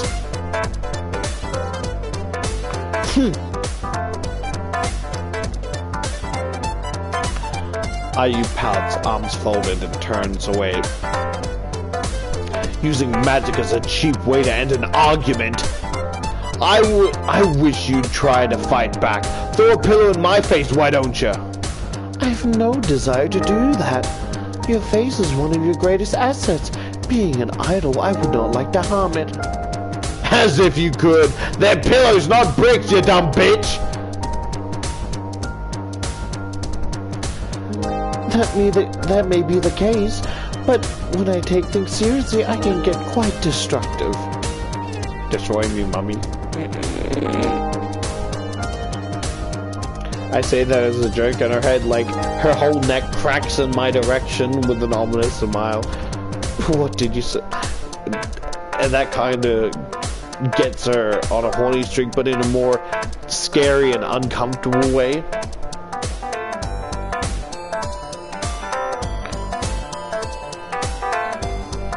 I feel my magic would augment my throw to a deadly degree. Even pillows can be dangerous if thrown with enough force. Yeah, like if I fill my pillows with a bunch of 8-balls and throw it with some force at a window, it breaks. I'm just way too strong. It's because you're using 8-balls, you fucking dumb bitch! Remember, Ayu, I am older than you. My magic is stronger. I do not want to hurt you. I want you to use your magic on me to the point that I regret asking you.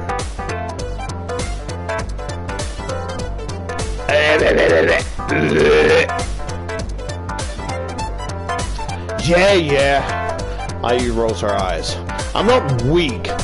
Shimmering maiden, you know. I can look after myself.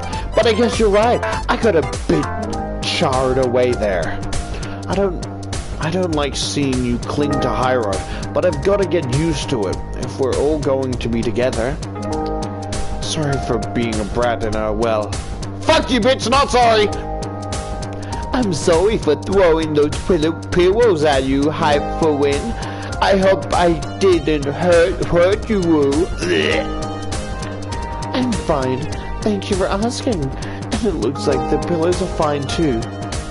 Hyphumai retracts her magical spell, and the levitating pillows fall to the ground with a soft, inoffensive thwomp. Hyphumai's succubus attire melts away as though it was never there. Her horns and wings vanish, and her casual attire knits itself anew over her body. She brushes herself down and adjusts her hair, then smiles at Ayu. There's no harm done, so you have no need to feel guilty. Psych, bitch! Throws another one.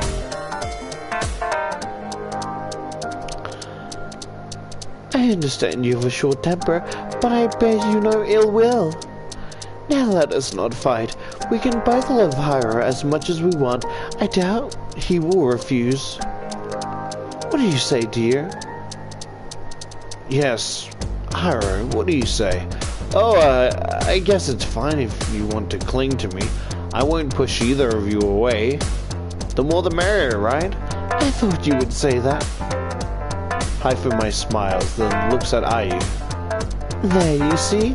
There's no reason for despair. Did somebody say despair? A body has been... I'm sorry. A body has been discovered! If you can figure out who done it, then only the blackened will be punished. Boo, boo, boo. So I'm gonna do that every time I hear the word despair.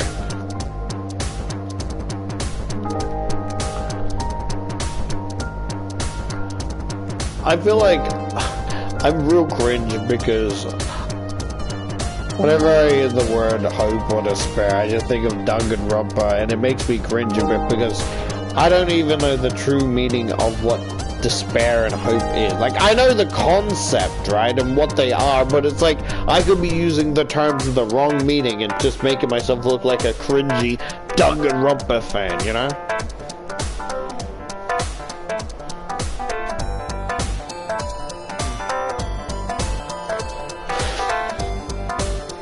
I may have made the first move, but Haru loves us all equally. Nobody shall be left out during this vacation. Now why don't we put the room back in order? Then we can help Haru unpack the rest of his clothes. We shall get things done more efficiently if we work together. She's the type to be sniffing my underwear while fingering herself while I'm asleep next to her. She's that crazy bitch.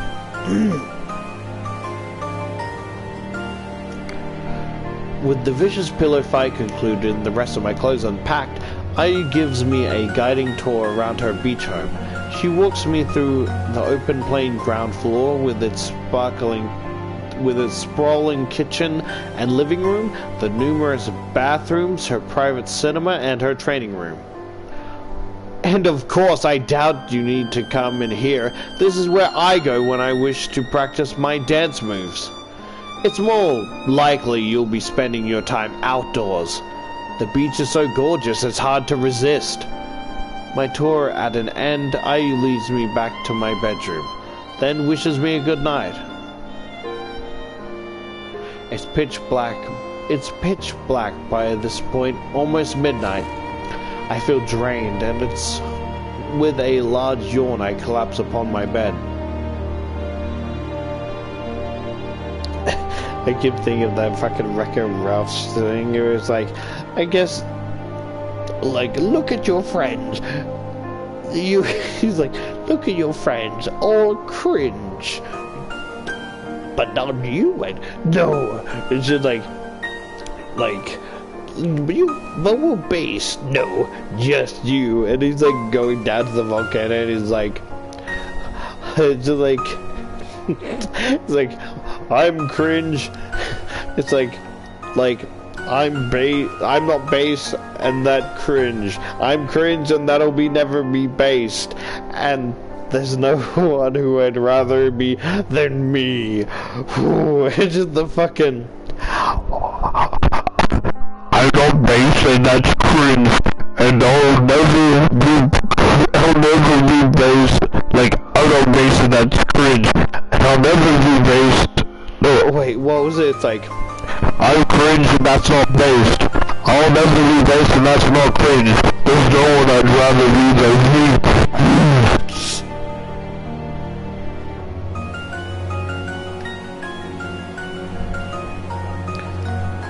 The bed is large, the mattress soft, and it sinks obligatory beneath my weight. It feels like I'm being enveloped in the arms of a very affectionate, very rectangular lover. I'm so tired I could fall asleep right now, with my clothes still on. Another yawn escapes from my throat. Mindful of my manners, I press one hand to my mouth and stifle it. Not that it matters. There's nobody here other than me, myself, and I. Stephen and the Stevens, me, myself, and I learned an important lesson by watching myself die. Oh.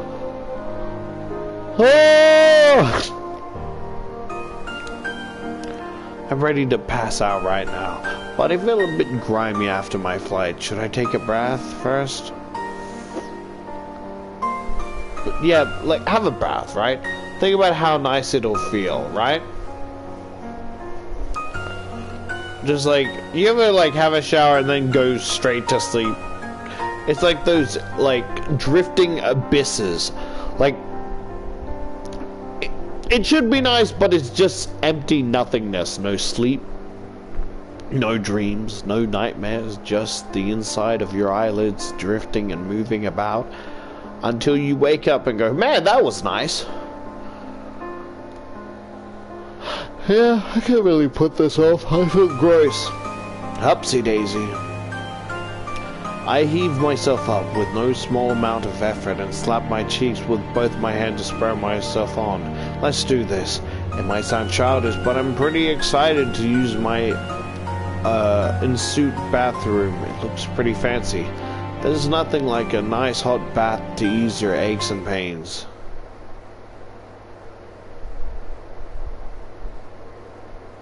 Oh, so nothing happened, okay. I'm roused from my bed early the next morning by the scent of something delicious. I rise, then wash my face and brush my teeth in my suit bathroom. After getting dressed, I then descend to the ground floor, guided by the mouth-watering smell. It leaves me as a shepherd might lead a sheep, leaving me powerless to resist. He fucking says levitating, like the fucking pie family are like, Peter, it's making me watch. What kind of pie is this?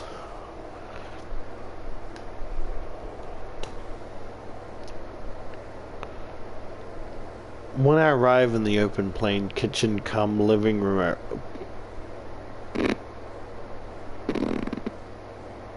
excuse me? What do you mean by that? What do you mean by that? When I arrive in the open plain kitchen cum living room, I'm greeted with a cozy sigh. You should really wear an apron. It's not safe if you're gonna fucking cook. Hyphamai, we need to cook. Hyphamai is standing by the stove, stirring a large pot of miso soup.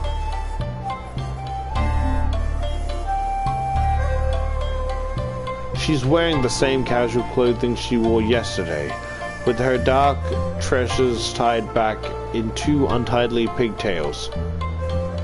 Her pink shirt is a bit on the baggy side and it's slipping down to reveal an ample amount of creamy white shoulder. Upon her snub nose are perched a pair of glasses, the lenses of which are slightly steamy. I get that feeling. I've seen Hyphamai cooking before, but that was back when we were staying in the You Can. The interior there was classically Japanese, as was Hyphamai's attire, her hair straight and dark, her body enwrapped in a richly patterned kimono. She's giving off quite a different impression now, but it's not a bad one. It's nice seeing Hyphamai like this. Hey, Hyphamai! Oh, hello, Hyra. Did you just wake up? Yeah, I'm still kinda tired. I suppose yawn with one hand, which makes Hyphamai giggle. You must have been in a hurry to come downstairs. Your hair is all messy. It's all messed up. Let me...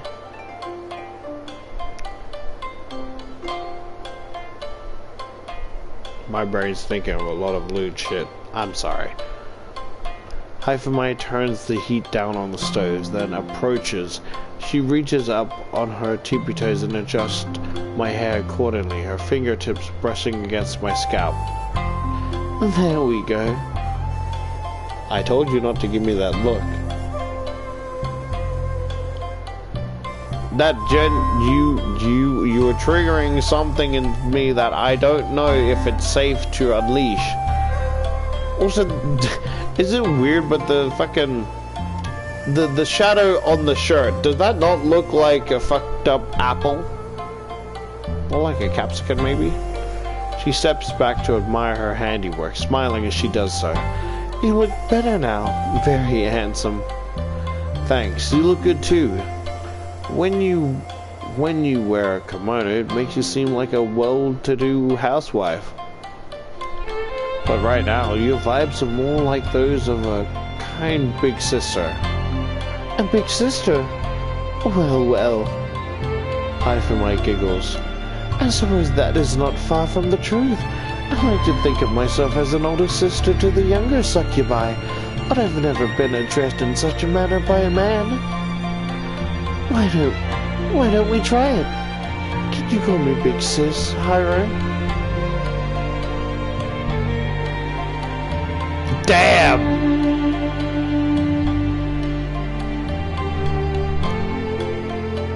I was thinking maybe Archie would have been. Damn! Wouldn't you prefer wifey? I could call you that, yeah. But wouldn't you prefer being called wifey? Wifey? Well, I will not say I have not hoped that one day you might refer to me as such, but this is awfully sudden. I don't know what to do. That is the cutest fucking thing I have seen. That is... Oh, that is so precious. Should we tell her I was just messing with her? Because I don't want to hurt her feelings, but it's like... I feel like I'm leading her on. I feel like shit either way. Haifumai cups her face with one hand. Her cheeks are beginning to turn red. This is an honor too great to bestow upon me. I fear I'm not nearly refined enough to be your wife, but if you would have me, nothing would make me happier. I'm so overjoyed I could cry. Ah, geez, I was only teasing, but Haifumai looked seriously overwhelmed. Give her a bunch of kisses on the cheeks and apologize. I don't want her sobbing into the miso soup. It's gonna taste terrible. Move, bitch, out of the way. I'll finish it. Sorry if I took things too far. It is quite alright. I am happy, but Haifumai smiles. Perhaps you ought to stick to calling me Haifumai after all. Now, do you want a sample of some of my miso tear soup? I think it's almost ready. It'd be my pleasure, wifey. Such a stupid name. Just imagine, like, you're fighting with her and you wrap your hands around her waist, just nibbling on her.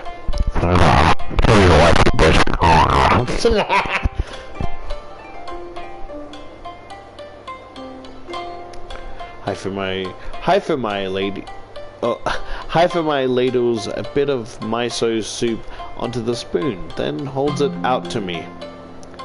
I slurp the soup obligarity and let its flavor spread across my tongue. The flavors are melting on my tongue. It's every bit as delicious, if not more, as the miso soup Haifumai made when we were staying at the Ayukan. It's rich but not too rich, and the consistency is perfect. I could get addicted to this. Do you like it?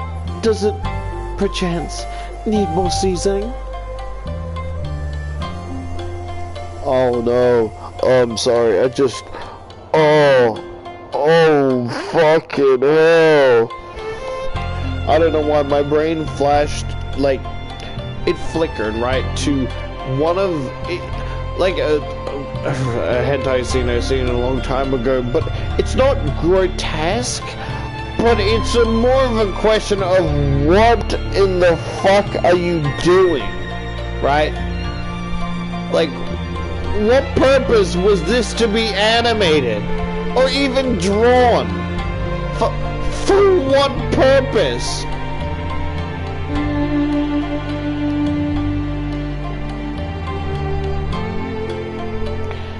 Sorry. Nah, it's just right. That is a relief. Thank you for being my guinea pig, my dear Hyro. It's no prob, so... Guinea pig? What the fuck? Are you calling me a guinea pig? Looked in the mirror and my face is a fucking realistic guinea pig. What the fuck did you do to me? It's the scene where it's like, it's just that scene where like Pomni like feels like her face in the mirror, but it's just a realistic guinea pig. The fuck did you do to me? Change me back, please. I glanced around the kitchen. Are we the only ones here? I saw Hazel earlier. When I came downstairs, she said she was heading out for a jog. I think the others are still asleep. Now they should come down soon. Haifumai and I chatter together companionably while she tends to the rest of the cooking. Hazel comes back from her jog, damp with sweat, at some point during our conversation. She greets us both brightly, then heads up to her bedroom for a shower. She all but runs up the stairs, then slams her bedroom door behind her, which rouses the rest of the succubi. They trail into the kitchen one by one, first Maria, then Ayu, then the freshly showered Hazel. Cosmos is the last to turn up, but she isn't in her casual clothes like the rest. She's already changed into her swimsuit. It's rather cute, albeit skimpy. It's complete with a pair of cat ears and a tail. Oh no, what is it gonna be like? I wonder if that'll get in the way of her swimming. I don't have much of a chance to ponder this, however, before Cosmos is soon up upon me, both arms linked through mine. Oh.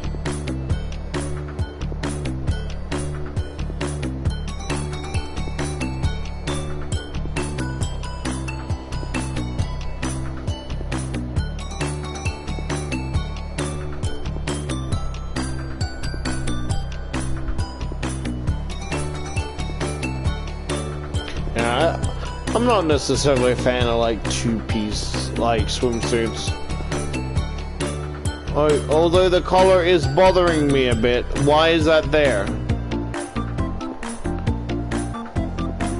Hyro, what do you think of my swimsuit? Isn't it cute? I picked it out just for you.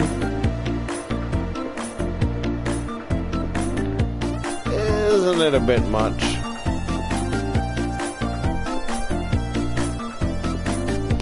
Okay, think of it this way. One, it's just only us on the island, so it doesn't matter. And two, even if I say something about it, I don't think it matters. Because she doesn't really learn. Isn't it a bit... So I want to say this, isn't it a bit too much? You think so? Cosmos frowns. I like it. It's styled after a maid's uniform. It's got cute little cuffs and the bottom parts look like an apron. I don't know why that upsets me so much. Oh, I can feel... that is upsetting me to a level I didn't think it would.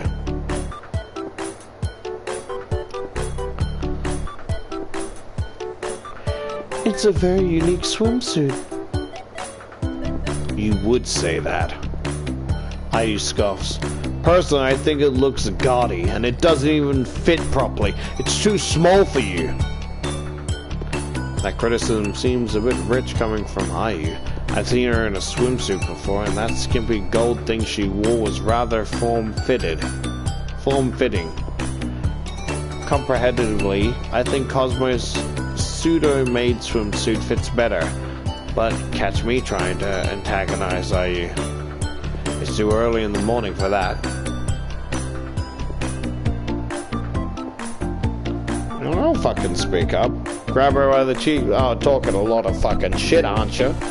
Says the person that could fucking barely sit in a fucking swimsuit made of fucking gold. At least her outfit looks a bit comfortable. I can't imagine scraping my tits and pussy against pure fucking gold. That must be unpleasant to fucking step on peasants, huh?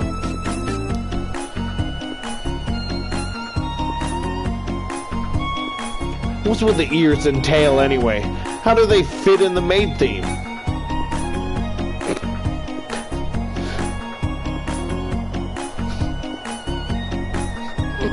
I'm sorry.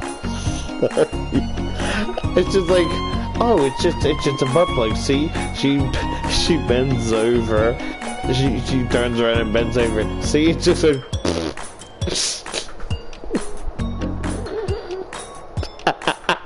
So my brain is just being very childish. To the. Like, oh yeah, it's just a butt plug. See. Like you shit yourself. They fit because I'm a cat maid, duh. Cosmos giggles, then curls her hands into imitation paws. May I take your order, meowster? Meow meow.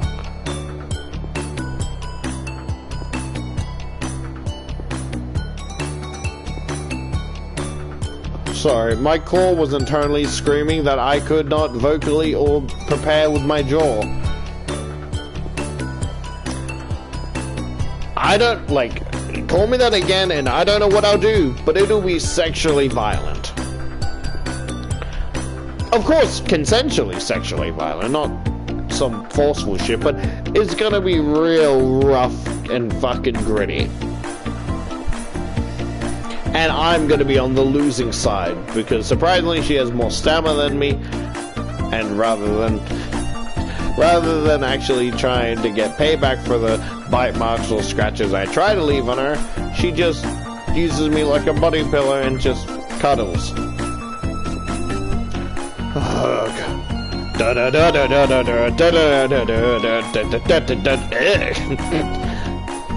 IU pulls a face. That's so tacky.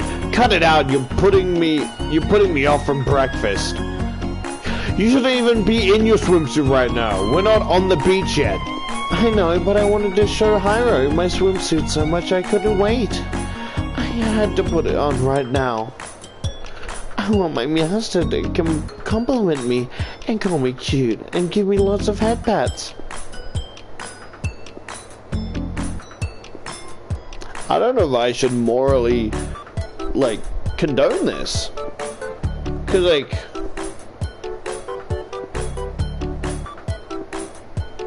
like, if I fuck her as she's cosplaying like a cat girl, is that fine?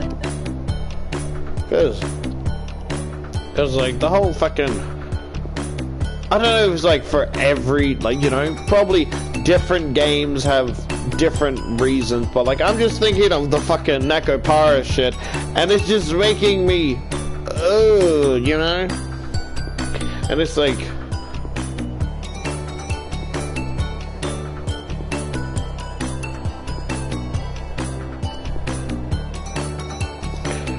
because it's like, oh yeah, let's make a character, you know, that like a big character with, you know, fat thighs and or massive tits, right?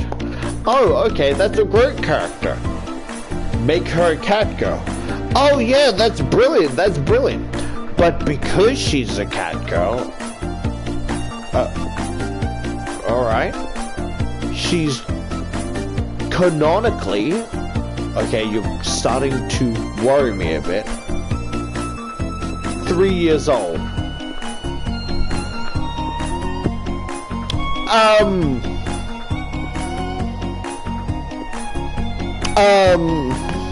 Is there a problem, sir? I'm just trying to, so do we want to change the design then? No, why? So let me get this straight. We have this cat girl, right? Mm-hmm. And she has a massive chest. Double D's. Double D's plus. Double D's plus. Yes, double D's plus. And she... yes, she has a lot of meat on her body. Like, a lot for fans to go after. But she's 3 years old. You don't see a problem with that? No, why would I? It would only make sense, you know, because she's a cat girl. She would have cat years, so that character would be like 3 years old. Well, you know, we have this other character that's the older or the younger sister. Okay. I think I'm good. She's actually just like 4 months old. I'm trying to figure out whether you should keep your job or not. I don't see the problem. That's the thing that's concerning me. I think if the character is okay, what is the character wearing? She has like a skirt. Okay, that isn't bad. That isn't too bad. And a large V-neck sweater with her breasts revealed. Oh, Mary, Mother, and Joseph. Oh. I just think we should redesign them, because if they are, you know, 3 years old, shouldn't the design represent that? Oh no, you see, they're cat girls, right? So like 3 years in cat lives is like 18 years in human lives. So okay, so how old are they? Oh yeah, they're in cat years, so they're 3 years old. And you see no problem with sexualizing these cat girls that are... Well, you see, cats have a short life. No, don't try and justify it. We're not justifying it, okay? I just don't understand the vision. Well, I mean, if you don't like that, you probably wouldn't like what her younger sister's wearing. Oh. Why are you like this? Sorry, I went on a rant. But you get what I mean?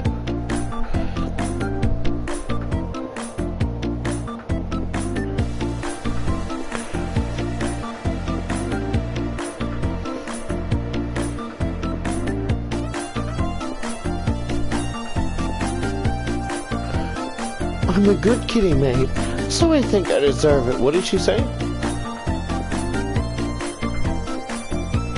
Meow meow. I'm gonna cringe.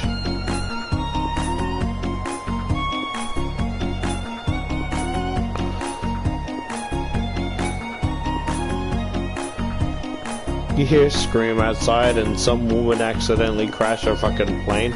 Quick, save her before the crabs get her! A swarm of crabs starts surrounding the plane as she's... Have I talked to you, man? Have I talked to you about the interaction I had with my mother? And they're like, I don't know what I said or whatever, but I said something like, we're talking about like, oh, don't you hate it when people don't finish books or whatever, or da-da-da.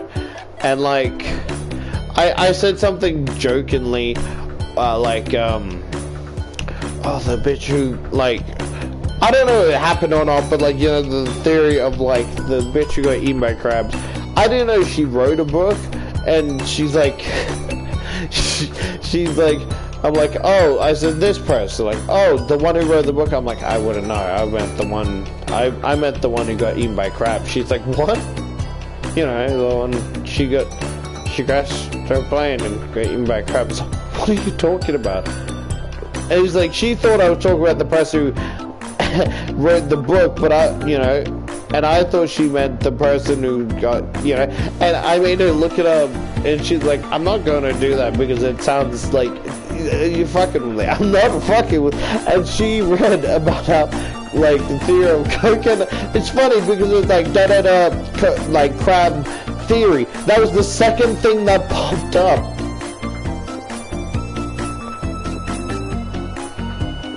And it's just so funny. She thought I was talking about the person who wrote the book, and I thought you were talking about the person who, like, got eaten by crabs. It was just this miscommunication. It was so fucking funny.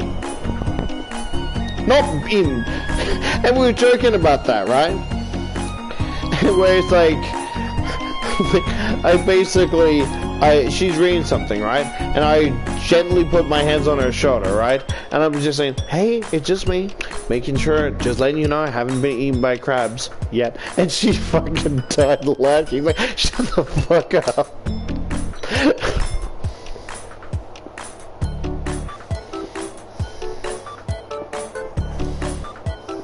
It's like, and she's like,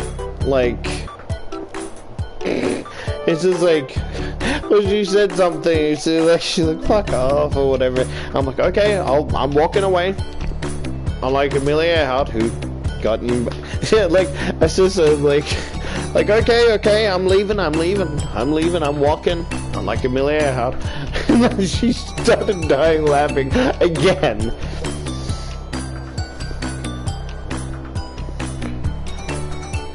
You're the meowest adorable kitty maid ever, Cosmos. I ruffle the top of Cosmos' head, which makes her purr in delight. I, meanwhile, scowls. Don't encourage her. Please, you're both acting like morons. You mean meowrons? Ugh. Ayu turns her back on me, and then resumes eating her breakfast. She stabs her fried mackerel with her chopsticks with a bit too much strength, her shoulders stiff. You just wait, stupid Hyro. I look much cuter in my swimsuit than Cosmos does, and I'm not half the tryhard she is. You'll eat your words when you see me. Really? Well, I'm looking forward to that. I gently shake Cosmos off my arm, then begin to eat my own breakfast. As I do, I glance about the succubi assembled around the dining table. I've already seen Cosmos in her bikini, and I think I'll probably wear the golden one she did in her photo shoot. But I've yet to see Maria, Haifumi, and Hazel in their beachwear. I wonder what swimsuit they picked out. Haifumi will probably go with something traditional, Maria will be in something expensive and elegant, and Hazel tend to prefer sporty, practical clothes. Simply speculating about it is fun. I can't wait until we hit the beach. Until they bend you over and start pegging you. She actually wore clothing, what a surprise!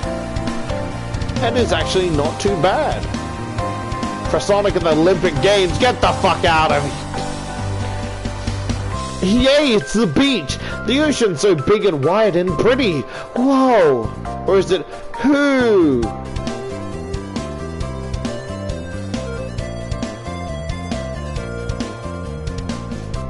That is so obnoxious, it makes me violent. Not sexually, physically. Not that I could actually fucking harm them. Yeah, so? So what? We already know it's the beach, dumbass! You don't have to spell it out, we have eyes and ears too! Don't you go through this... Didn't you go through this rigmarole yesterday anyway? My bad. Sorry if I'm being annoying, I just can't help it. Your beach really does look amazing. I can't wait to go and take a dip. It's gonna be so much fun. I don't know how you get so much energy. Weren't you up at the crack of dawn so you could go jogging? That's right! There's no better way to get your blood pumping. I think your blood pumps a bit too much. But none of it goes to your brain. It all gets redirected to those pointless muscles of yours.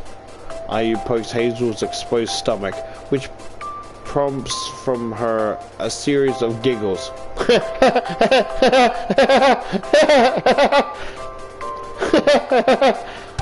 Sorry. Hazel's swimsuit is a two-piece bikini in bright, striking blue. It favors practicality over aesthetic appeal and covers quite a bit of skin. The cutout on the top, notwithstanding. I love me a fucking boob window. One that looks natural. It doesn't look forced. Although I guess that doesn't really need to be there. Is she? Oh, I thought she'd be a bit paler around, you know, I thought she'd be a bit paler around certain areas because, you know. All in all, the swimsuit is very Hazel. There's something almost tomboyish about it. Ayu, meanwhile, is wearing the same golden swimsuit she donned during our photo shoot all those months ago. I thought it was like a skimpy two-piece, you know? Like, top and bottom. It's every bit as tight, glitzy, and impractical as I remember. It clung to her every curve so intimately. I can't help but wonder whether it'll cut off the blood circulation to her limbs. It doesn't seem to be hampering her all that much at the present, at least. What's with your stomach anyway? It's so hard! I continue to prod Hazel's exposed abs, while Hazel giggles and bats her away. Cut it out! Cut that out! It tickles! How can I help it when you have so much skin on display? You're so shameless. Well, yeah, I am a succubus. It comes with the territory. Hazel grins. I don't see any reason to be embarrassed by my body. I've worked pretty darn hard on it. But even then, my clothes aren't half as skimpy as Maria's.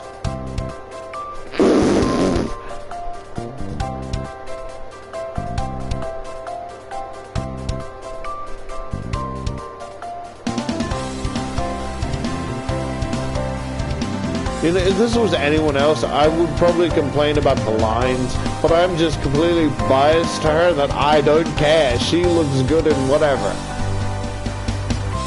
True to Hazel's words, Maria is wearing a very interesting swimsuit. Well, technically a one-piece, it has so many cutouts, she might as well be wearing a bikini. An awful lot of Maria's skin is on display. Not that I'm complaining, the swimsuit suits her perfectly. It's black, which contrasts with her bone-white hair and the golden ornaments which hang from it.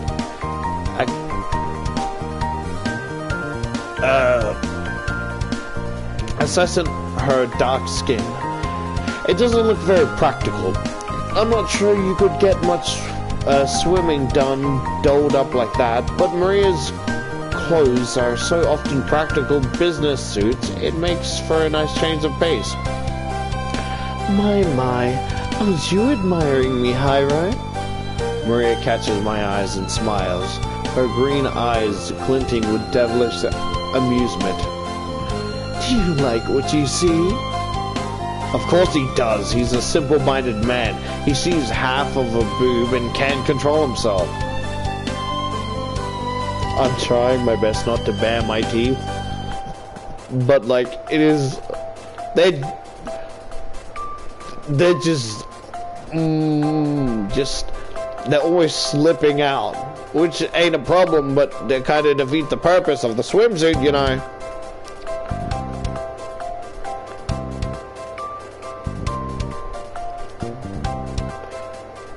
You're appealing to the lowest common denominator. And you aren't little, are you? With your get-up? Please don't try to take the moral high ground with me. You're even more brazen than I. Ha! Says you. Ayu snorts. I know why you're dressed in that ridiculous attire. It's because you're a desperate old lady. The only way you could ever hope to ensure Hyra's heart with your saggy body is to show it all off. I'm gonna get defensive on her part.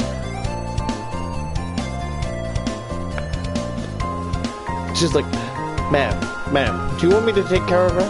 Are you really gonna let this fucking leprechaun? talk to you like that? Short, red hair, fascinated with gold? Yep. You can't tell me she's not a leprechaun. Not even a cute one. A real bitchy one. Look, ma'am, I'm not interested in your pot of gold or your wet holes. Beat it! No, not me! Get your hands off me! Ah! I'm getting real defensive on her part.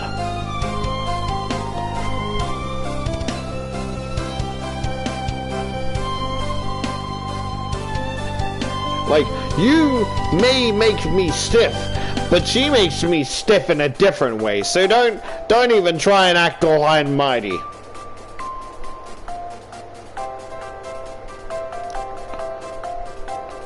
What was that? Maria's expression darkens. She takes a step forth and cracks her knuckles, which makes Ayu retreat. Are my ears deceiving me? I am so old after all. They do not seem to work as they should. Or did you just call me saggy? Like zoinks, ma'am! I would call you hung, but it's the way I sag!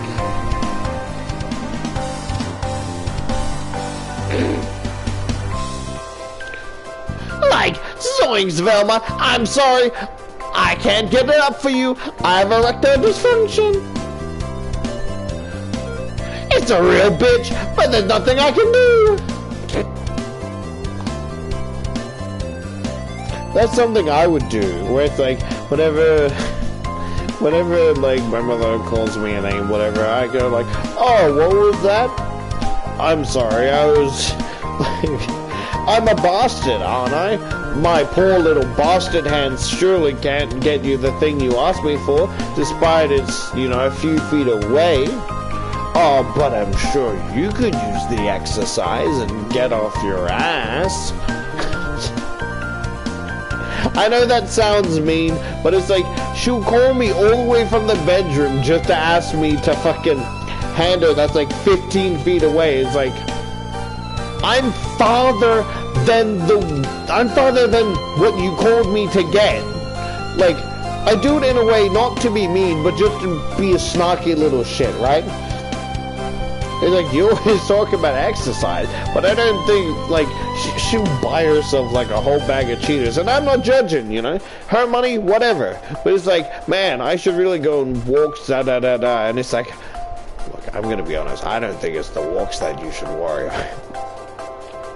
Of course, I'm not gonna directly call her a fat bitch or whatever, that's not what I'm saying. I'm just being a snarky little bastard, right? Because I'm a fat bastard myself. I'm trying to lose weight. And whenever I see her, you know, eat some type of chips, it makes it very tempting. But luckily they're not the chips that I like, so I can easily decline them. What? No, I never said anything. But you did. I heard you. We all did. Didn't we, Hazel? Well, I don't want to get Ayu in trouble. I know how scary Maria can be, but she kinda did bring this on herself. Hazel smiles awkwardly, hands linked at her front, and says, Sorry, Ayu, but you're on your own here. I ain't coming to your defense. You dug your grave, and now you've got to lie in it. Is it possible to dig a grave on the beach? Would it be filled with sand again? Well, yeah, but I ain't talking about a real grave here. So Maria isn't really going to murder Ayu? I wouldn't be too sure about that. She looks pretty pissed. Ayu? Maria's standing face to face with Ayu now. Their noses almost bumping. Oh shit, it reminds me of a fucking meme I saw, right? But like, I can't say it without sounding fucking weird, right? And it's like two black guys staring at each other, but they're face to face, and they're moving around each other like they're a fucking star system. Like their eyes are almost fucking touching, and I can't describe how else to describe it.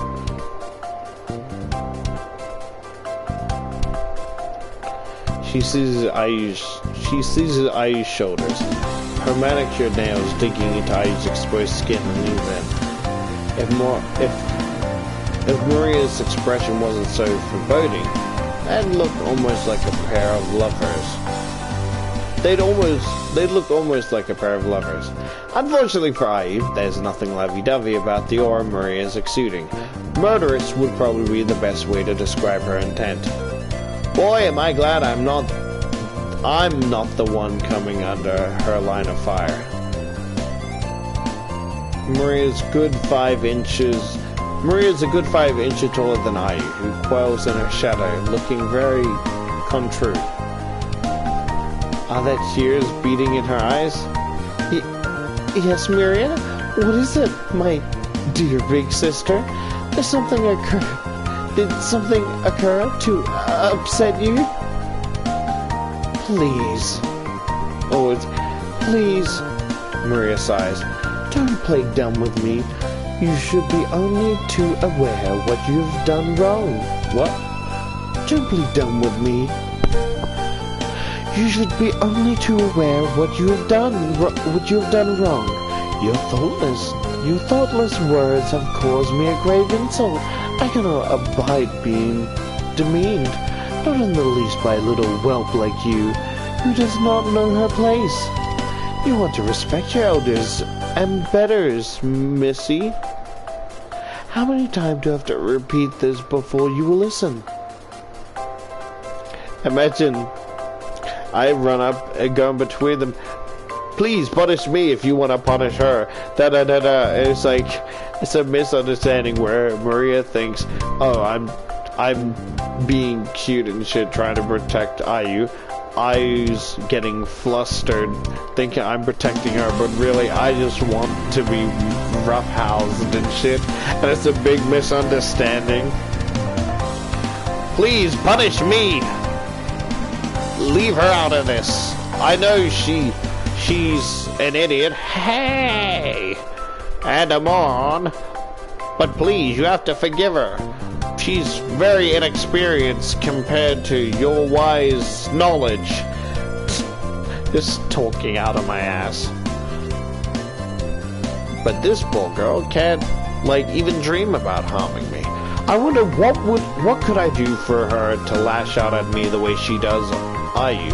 Not that I would canonically do that, but like, is there any way, or would she just look past it because of, you know, just who I am?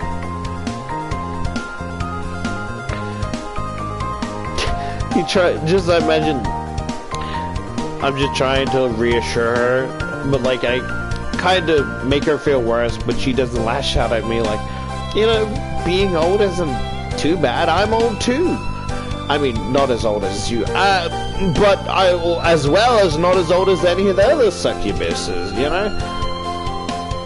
I mean, the others are fun, but like, us old people are having it tough, huh? Having all the work put on ourselves. But sometimes it's nice to relax with one another, you know? I can understand your struggles. You probably can understand mine. And it's relaxing not having to run around, you know, with energy with the younger generation, you know?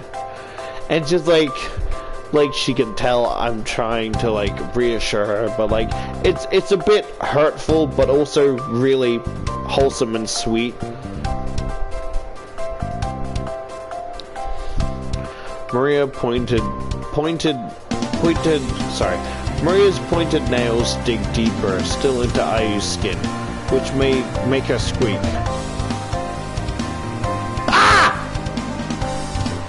You are extraordinarily... Ah, shit. I'm twitching at every sound because I hear doors closing. I think, oh, they're gonna see the naked woman on my screen. Please, no, they're gonna make fun of me. They're gonna tease me. You're extraordinarily hard-headed. To such a degree, it is almost impressive. Yeah.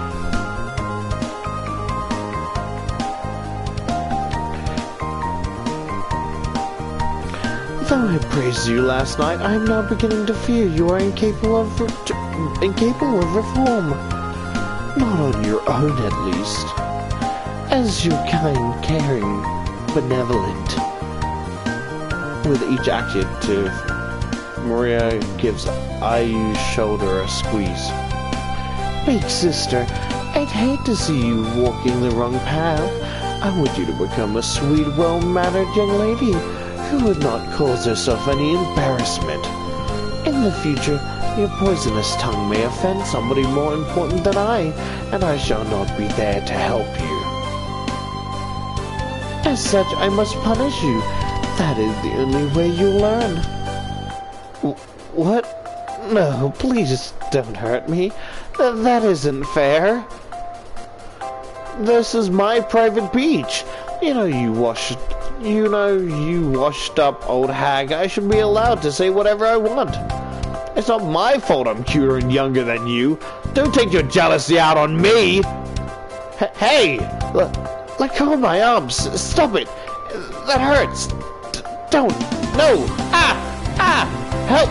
Gordon, help me. No. Stop it. Gordon, help me, Gordon. No. Stop it. No. No, what are you doing? Stop it. Gordon. How peculiar. No, stop it. Release me. Gordon, help. Gordon, what are you doing? Help. Gordon, help. No, stop it.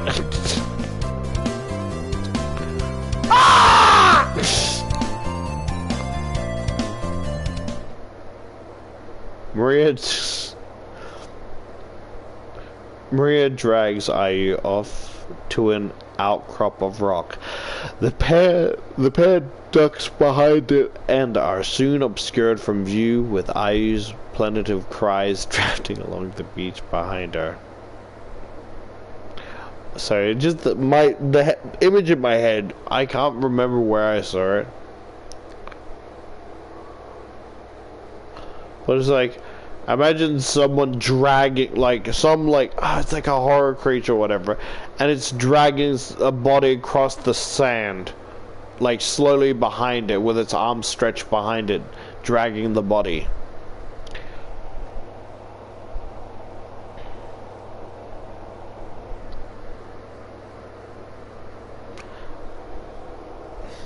Now, I wonder what Maria's doing to her.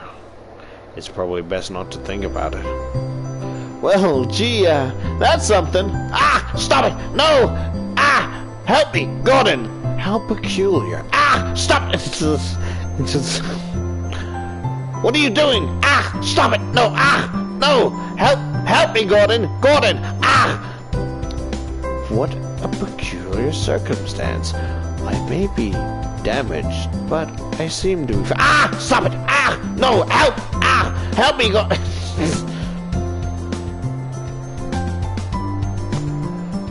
I feel kind of bad for Ayu, but I guess I'm glad it ain't me for once. Don't you think Maria's finally forgiven me? Do you think Maria's finally forgiven me? I believe so. Maria can be intense, shall we say, and she holds grudges, but she's not unreasonable. I don't think she has any issue with you at the present, Hazel. Phew, that's a relief. I was starting to get kind of sweaty thinking about her punishments. She's not a woman to be trifled with. It's okay. Cosmos gives Hazel a thumbs up. Maria bullies Ayu because she deserves it. But you've not done anything bad for a long time, and you've never called Maria old. Just thinking, struggling to step up, on my tippy toes, with both hands cupped at Maria's face, like, who's my old lady? Yes, you are. Just watch, the fucking darkness grow on her face, just like, who taught you that? Oh. Are you not my old lady? I think you're pretty cute for an old lady. She grabs me by the cheeks like, who told you that? I'm sorry. It's just like, she starts like storming off, like, just wait here for, hey, it's not, don't punish her. It was me being stupid. Please don't,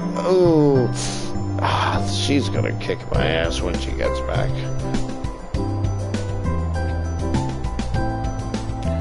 Ah, yes, that is Maria's pet peeve. She is quite sensitive about it. I noticed that, but I don't really get it. Why does she get so upset about her age? Oh, Cosmos, sweet innocent Cosmos. I know you mean well, but you've got to use some common sense. Why is someone touchy about their age, especially when they start getting into their 30s? But why? I says a lot of nasty things, but they aren't true. Maria is older than us, but she still looks pretty. She's got nothing to be embarrassed about. Maybe not, but we all have our hang-ups, even Maria. She's more delicate than she makes out. She's more delicate than she makes out.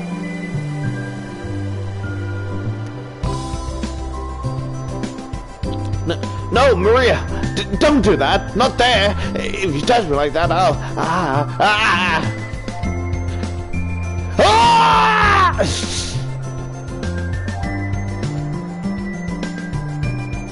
High distance squeals are carried across the beach. They mingle with the lapping waves and the cawing birds and soon disperse. For a delicate woman, Maria can be awfully ruthless.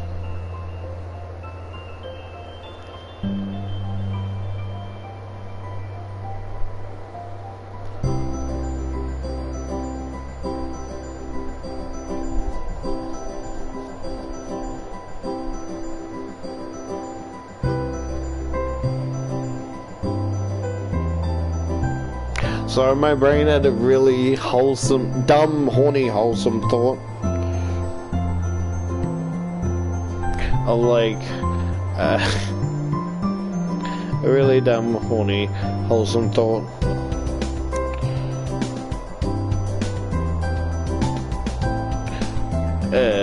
But you guys can let me know if you want to know what wholesome, horny thought I'm thinking about. I couldn't tell you, but like, it's pretty boring, but it's wholesome and horny to me.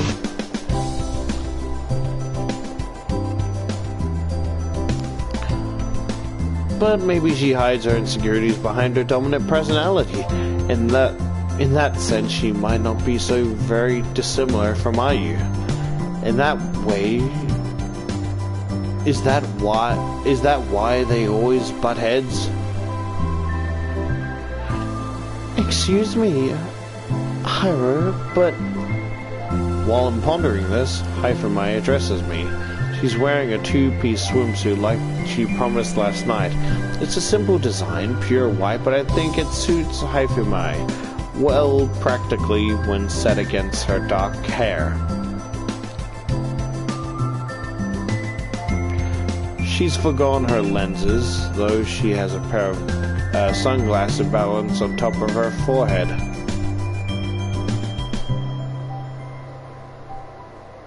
Maybe she opted for contacts. They're harder to lose than glasses.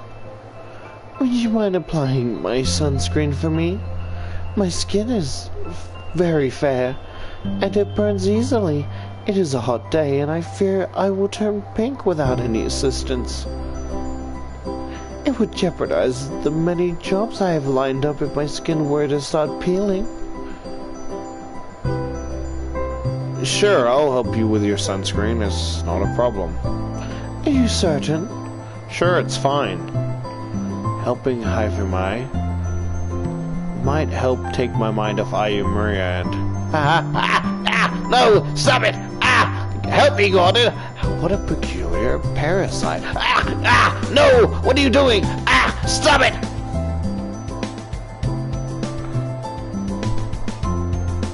Whatever it is they're doing. Thank you most kindly. You really are a wonderful man, Hyra. then I shall leave myself in your capable of hands.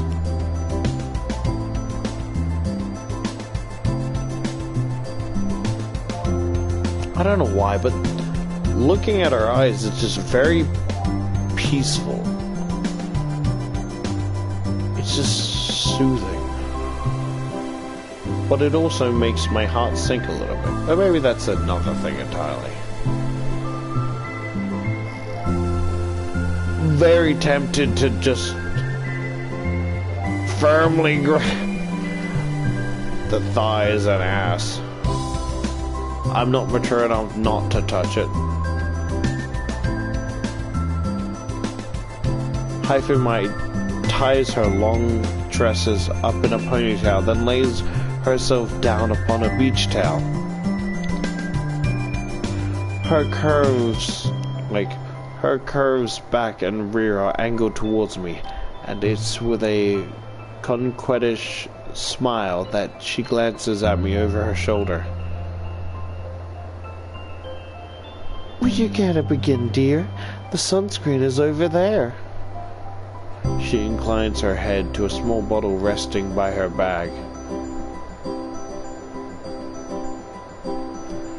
I kneel by Haifumi's side and take a bottle in hand.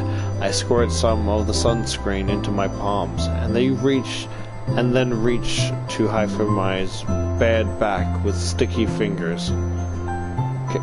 Can I stop?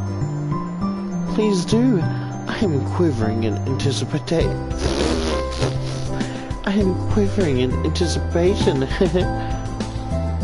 I press my fingers to the small of Haifumi's back, tracing the curves of her spine. Yes, that feels good. Haifumi sighs. Your hands are very gentle, Haira, but there's a firmness to them too. You're so manly.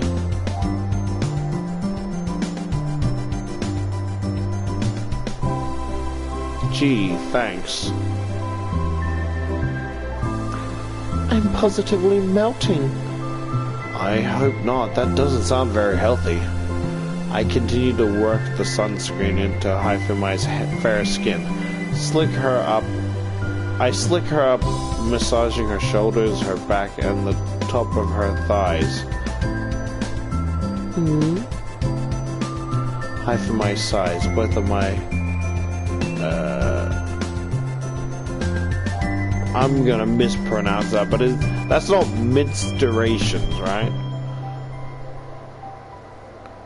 Both of my menstruations, and I presume the coolness of the sunscreen as it soaks into her skin.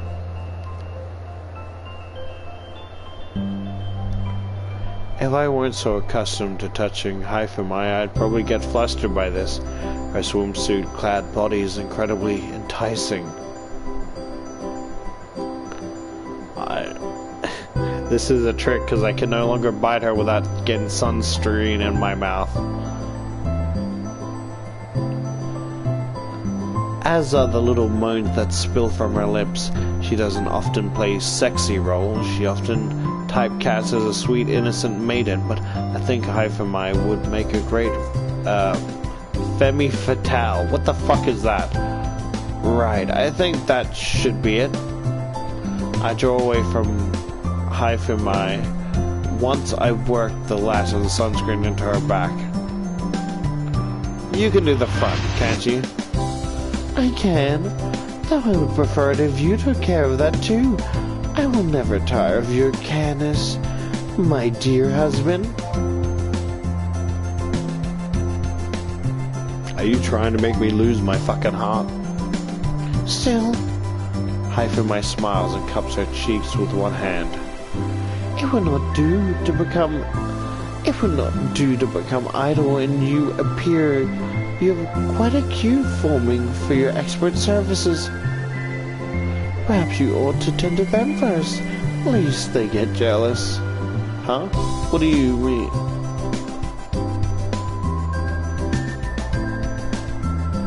Okay, I can understand Cosmos, but don't you fucking look at me like that, you jealous bitch.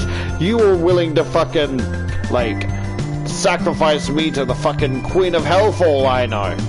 Look, Maria may have forgiven you, but I don't think I'll ever forgive you for that shit, right? I'm not holding it against you. It's just the way you are, right? I cannot fault you for that. But I cannot treat you the same as the others for... It's nothing against you, but it's just I cannot have a personal connection knowing how you're willing to turn on me like that. So don't you dare get fucking jealous. You can sunscreen yourself. I glance behind me, and soon am confronted with Cosmos and Hazel. Cosmos takes my right arm while Hazel takes my left. It ain't fair if you only pamper a Hyphamai. We're your partners too. We want to be spoiled. I demand equal rights. Equal rights, equal fights, bitch. Yeah, bitch! She easily dodges my arm, grabs my hand, and flips me over, cracking my fucking back. Not to like paralyze or dislocate me, but to make it very sore for the next couple of days. We are unionizing. What you give to Hyphamai, you must give to us. All your cock sauce belongs to us.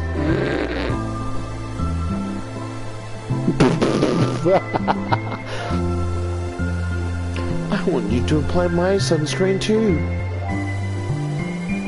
And mine.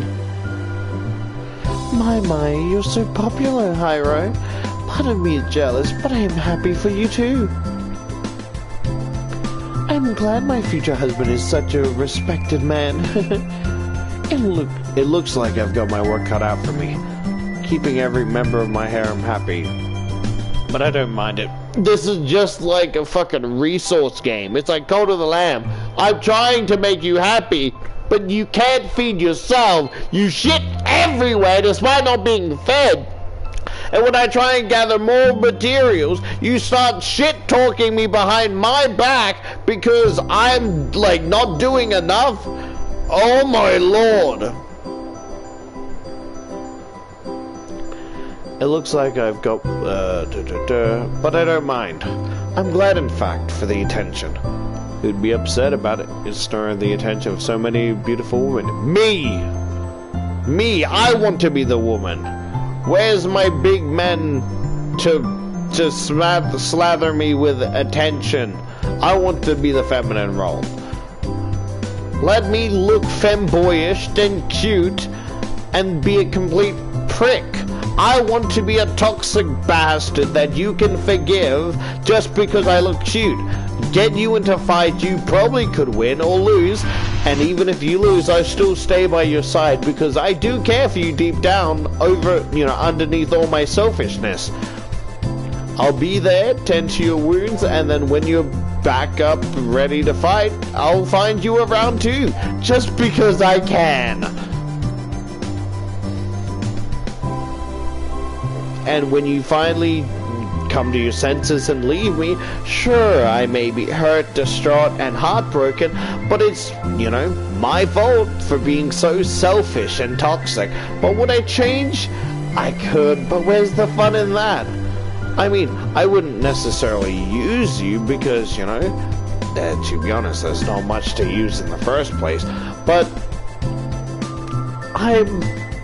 I wish to be your creator, and you are my cute little puppet on my strings. I'd like to pluck your strings anytime. Sorry. I want to be a feisty little gremlin. Maybe you've had enough and want to put me in my place, but maybe you're a little too rough, and then I start crocodile tears and then gaslight you into being nicer to me, and then the cycle repeats itself. Oh, what a world. What a horrible, horrible, tremendous world. Oh, what a fucking day. Sorry, my brain spaced out. What?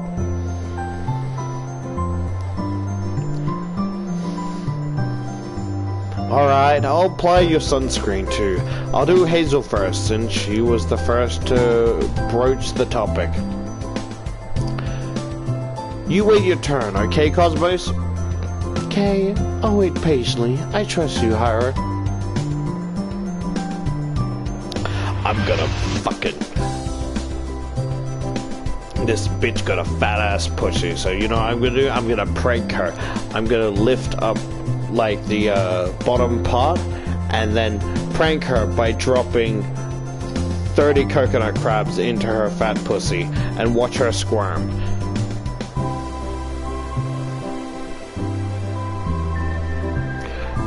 I know I talked about this, but have you guys had like irritation? Like whenever I go to the beach, it'd be fun for a while, and then it feels like something's pinching me in the fucking balls. Like I know it's sand, but I don't know if it's like a allergic reaction or some sort of negative reaction, and it feels like there's literal crabs pinching my cock and balls, right? And I don't know if that's normal, or if you guys feel that too, or it's like, why is that a reason? Like, is it just a, like, toxic reaction of some shit? You get what I mean? Because, like, I was, as a kid, I was convinced that there was, like, somehow actual tiny crabs, like, pinching me because they couldn't get out. And every time I moved wrongly, they got fighting and pinched my cock and balls again.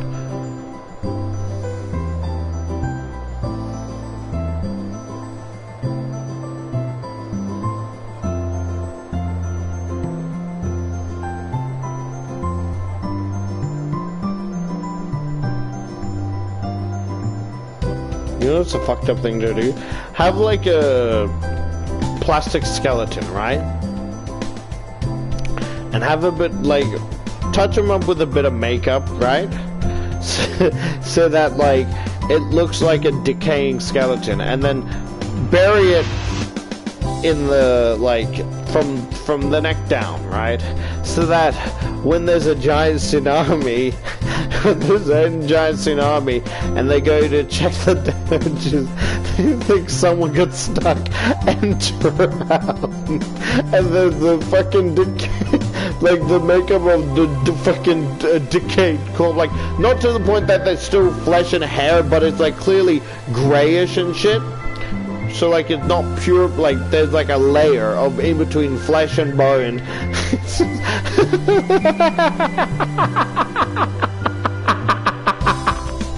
I'm sorry, that's not funny. A lot of people lose their lives in tsunamis, which is my morbid thought of someone like, oh, what the fuck, this poor bastard. Like they pull it up, right? And the rest of it is just a pale white, clanky fucking skeleton. What the fuck? Who would do this?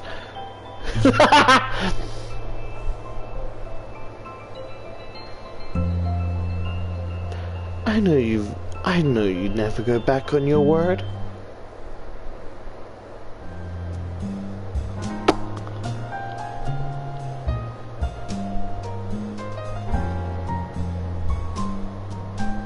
Oh, I wouldn't mind laying my head on her lap. Or just doing that, like, couples thing where it's, like, sitting on her lap, right? But, like, snuggling my face into her neck, my hands wrapping around her waist, as she consoles me about how exhausted I am. She can feel my lips and teeth trembling, drooling on her, knowing I'm trying my best not to bite into her shoulder.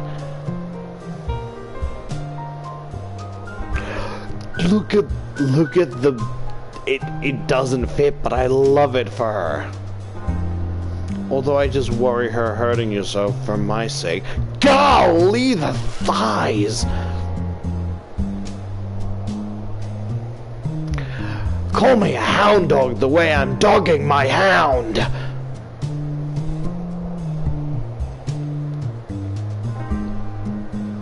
Call me a pound dog. Well, the way I be pounding my dog. Oh, well, not, that came out wrong. That's not what I meant. I was like, call me a pound dog the way I'm dogging my pound or whatever. It came out wrong, that's all. This is the life. I used punishment, met it out. Maria's now reclines upon a deck chair beneath the shades of a parasol.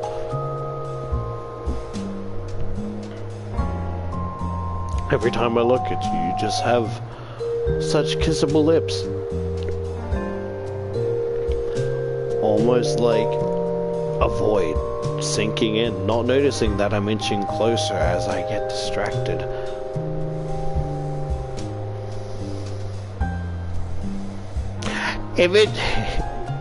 If I'm cringe simping for a fictional character like this, then I don't want to be fucking based. Let me be horny and cringe and be fucker.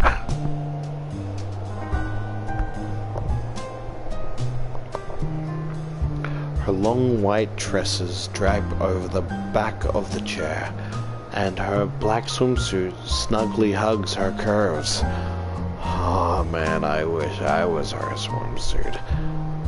Her face is cast in shadow, but I can see a content cat-like smile playing about her mouth. In one hand she holds a cocktail glass, filled to the brim with some alcoholic beverage or another. It's a reddish-yellow color with a slice of orange skewed on the side of the glass and a parasol protruding from it. Why do you call it a fucking parasol? It's just a fucking umbrella, you fucking really dumb person. But isn't that what cocktails are? A alcoholic beverage? I wouldn't mind putting my cock in her tail.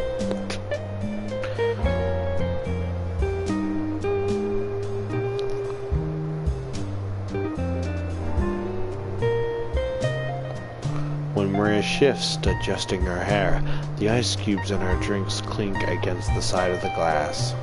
It seems like quite the sophisticated cocktail, but the bright colors give it a girlish look. Did Haifumai make that for you? Yes, indeed. I mentioned I was thirsty and she hastened to mix this drink for me. It's a vodka highball with orange and cranberry juice. It's nothing too fancy, but the taste is divine. That actually, I'm not an alcohol fan, but that does taste pretty good. That looks pretty good. Fuck.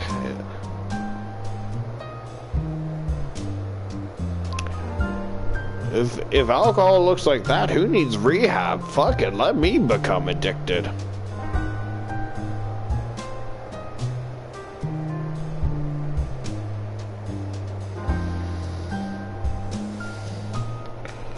Can I tell you a funny little trick that I love doing? Is whenever someone wants to be a troll, I like to play up my role of, you know, being like, I am autistic, but I like to play the, you know, the autistic role. So whenever someone just like, it's like, for example, it's like, sounds like, I like to ruin their jokes. They're like, oh, ligma. I purposely fall into like, ligma. What's ligma? They're like, ligma balls. It's like, that doesn't answer my question. It's like, what is ligma? Like, ah, like my ball. Yes, I heard you, but what is it? It's like lick my balls. Yeah, but the thing is, you didn't spell it like that. Well, you see, the thing is to lure people into... But it still doesn't make sense. If you wanted to say, lick my balls, then this is how you spell it. You didn't spell it correctly. Like, no, the point is to... You know, it just completely, like... take everything too seriously, so it ruins the fucking joke.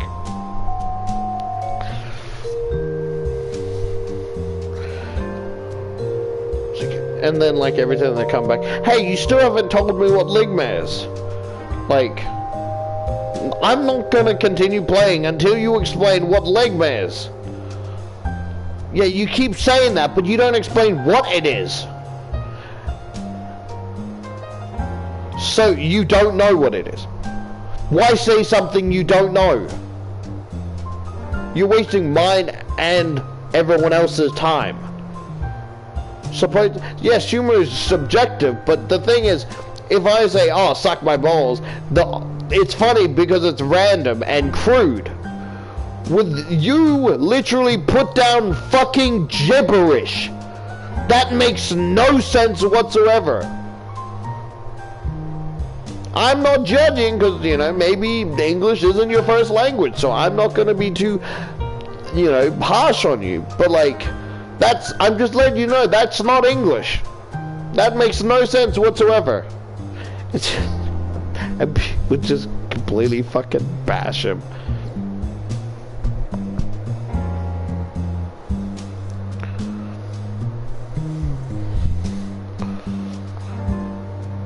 The citrus orange juice and the tart cranberry juice pair off so well, and the vodka gives it such a kick. I wish you'd kick me. The ice is particularly refreshing too. I could drink these all day.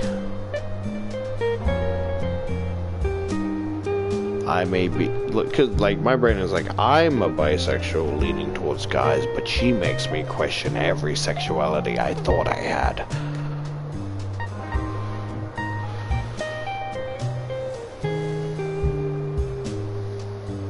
Maria takes a sip of her cocktail, then smiles. Delicious. You sure look like you're enjoying yourself. Yes, indeed. This is such a nice change from sitting in my office, poring over my monitor and answering the endless emails. The emails just go, hello, I wanted to make a important business for you to get you a important business offer to get you settled in.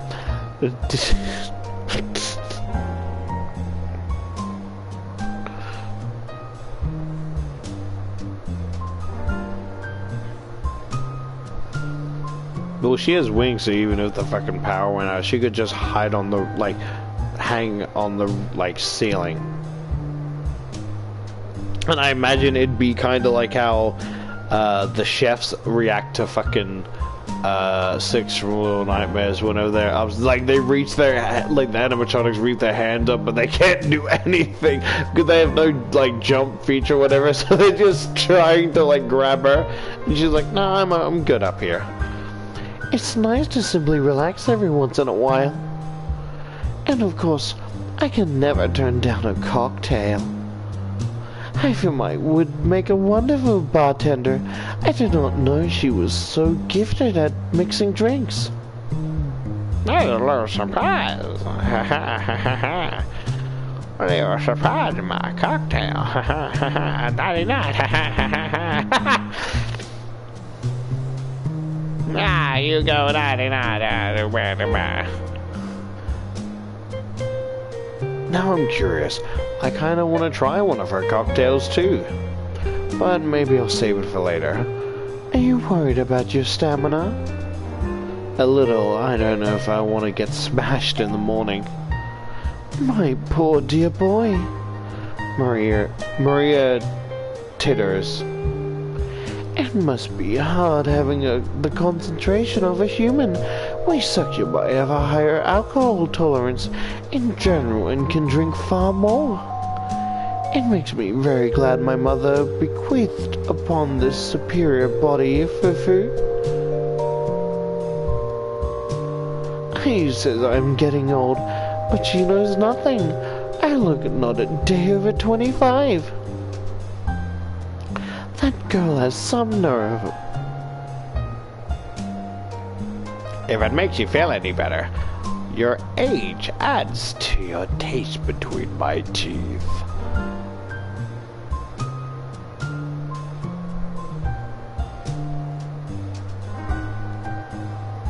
I think you look great, Maria, especially in that swimsuit. You've got nothing to worry about on that score. Thank you, dear boy. I am fully aware of this fact myself, of course, but I do like being reassured. I think a little bit of me is scared because, like, what if they introduce another character that has a much stronger, tasteful scent? Are they all gonna leave me for him because my scent is weaker than, you know? Like, how loyal are they to me? Is it just my scent? Holy shit!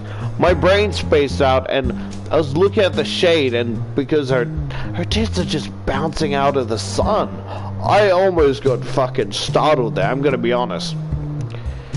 It can be trying, enduring the company of a succubi who are so much younger than myself. Oh, particularly that obnoxious Ayu. She does love to boast. I cannot help but get angry at her, though I know she lashes out only because of her own insecurities. Perhaps I should not have been too hard on her, but I fear it is the only way she will learn.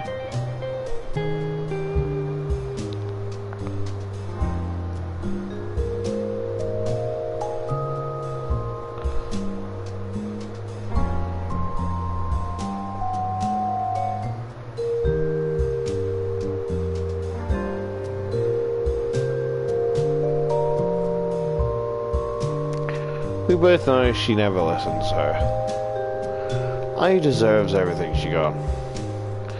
She was probably asking for it. She said some pretty rude stuff back there. I am so glad you agree. I am so glad you agree, my dear boy, Fufu. Maria takes another sip of her drink.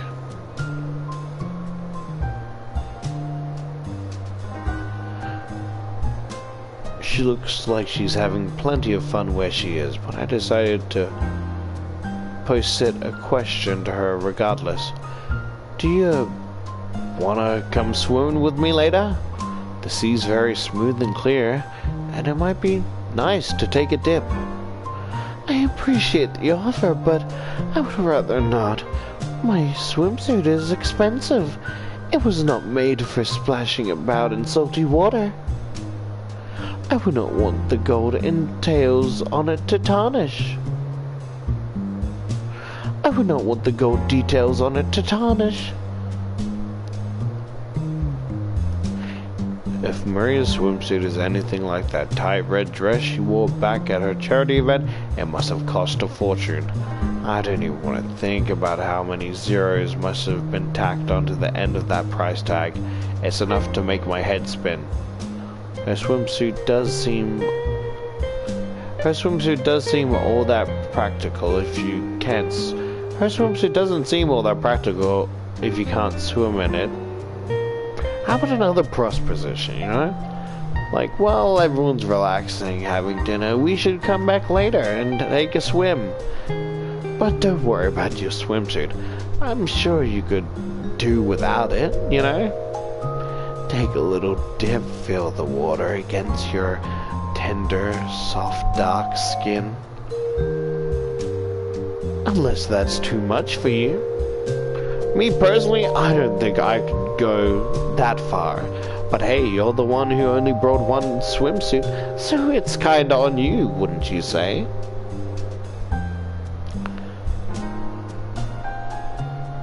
Or are you too much of a chicken, And she wouldn't take too kindly of that. We'd have fun, splash around, and then it would somehow escalate into us having very passionate, hardcore sex on the beach.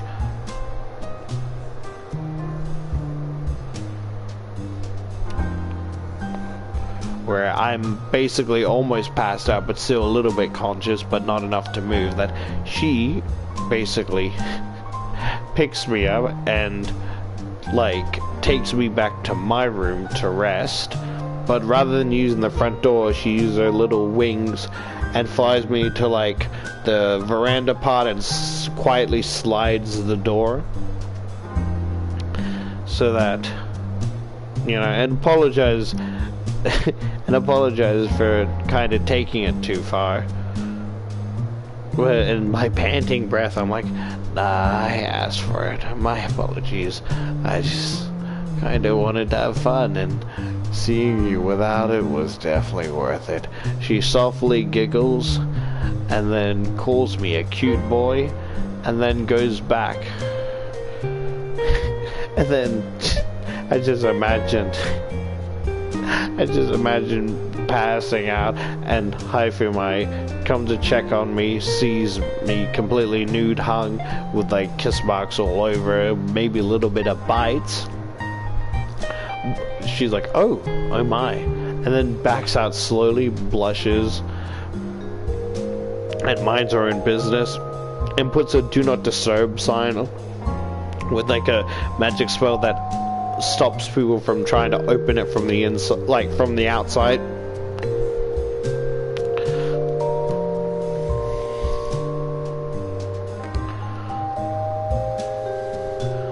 But what do I know? I've been to several fashion shows, but only in the capacity of a photographer. My knowledge in regard to its industry is a resounding zero. I guess Maria must have picked her swimsuit out based solely upon its appearance, as opposed to its functionality. Not that it was a poor choice. It really does suit her, so I just keep staring at her, and it just makes me involuntary smile. I just love her genuinely.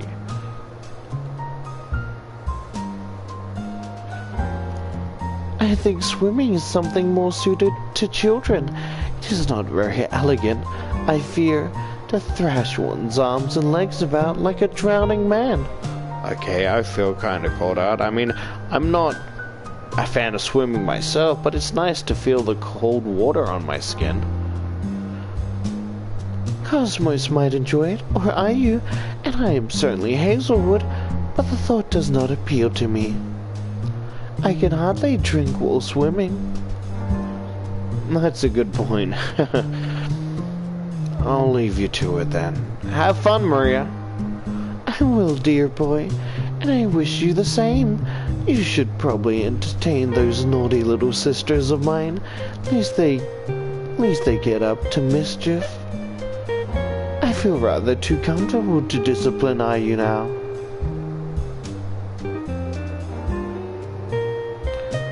You've got it. If she misbehaves, you've got it. If she misbehaves, I'll give her what's what. Thank you. I knew I could rely on you. Maria blows me a kiss as I depart, her pink lip gloss with lipstick. Her pink lips glossy with lipstick. But I don't see any lipsticks on her lips.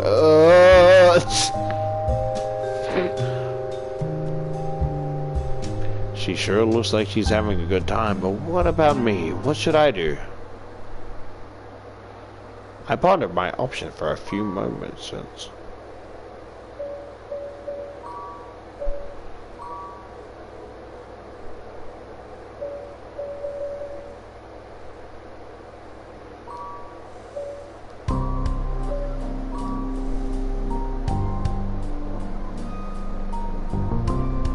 There's 3 pages.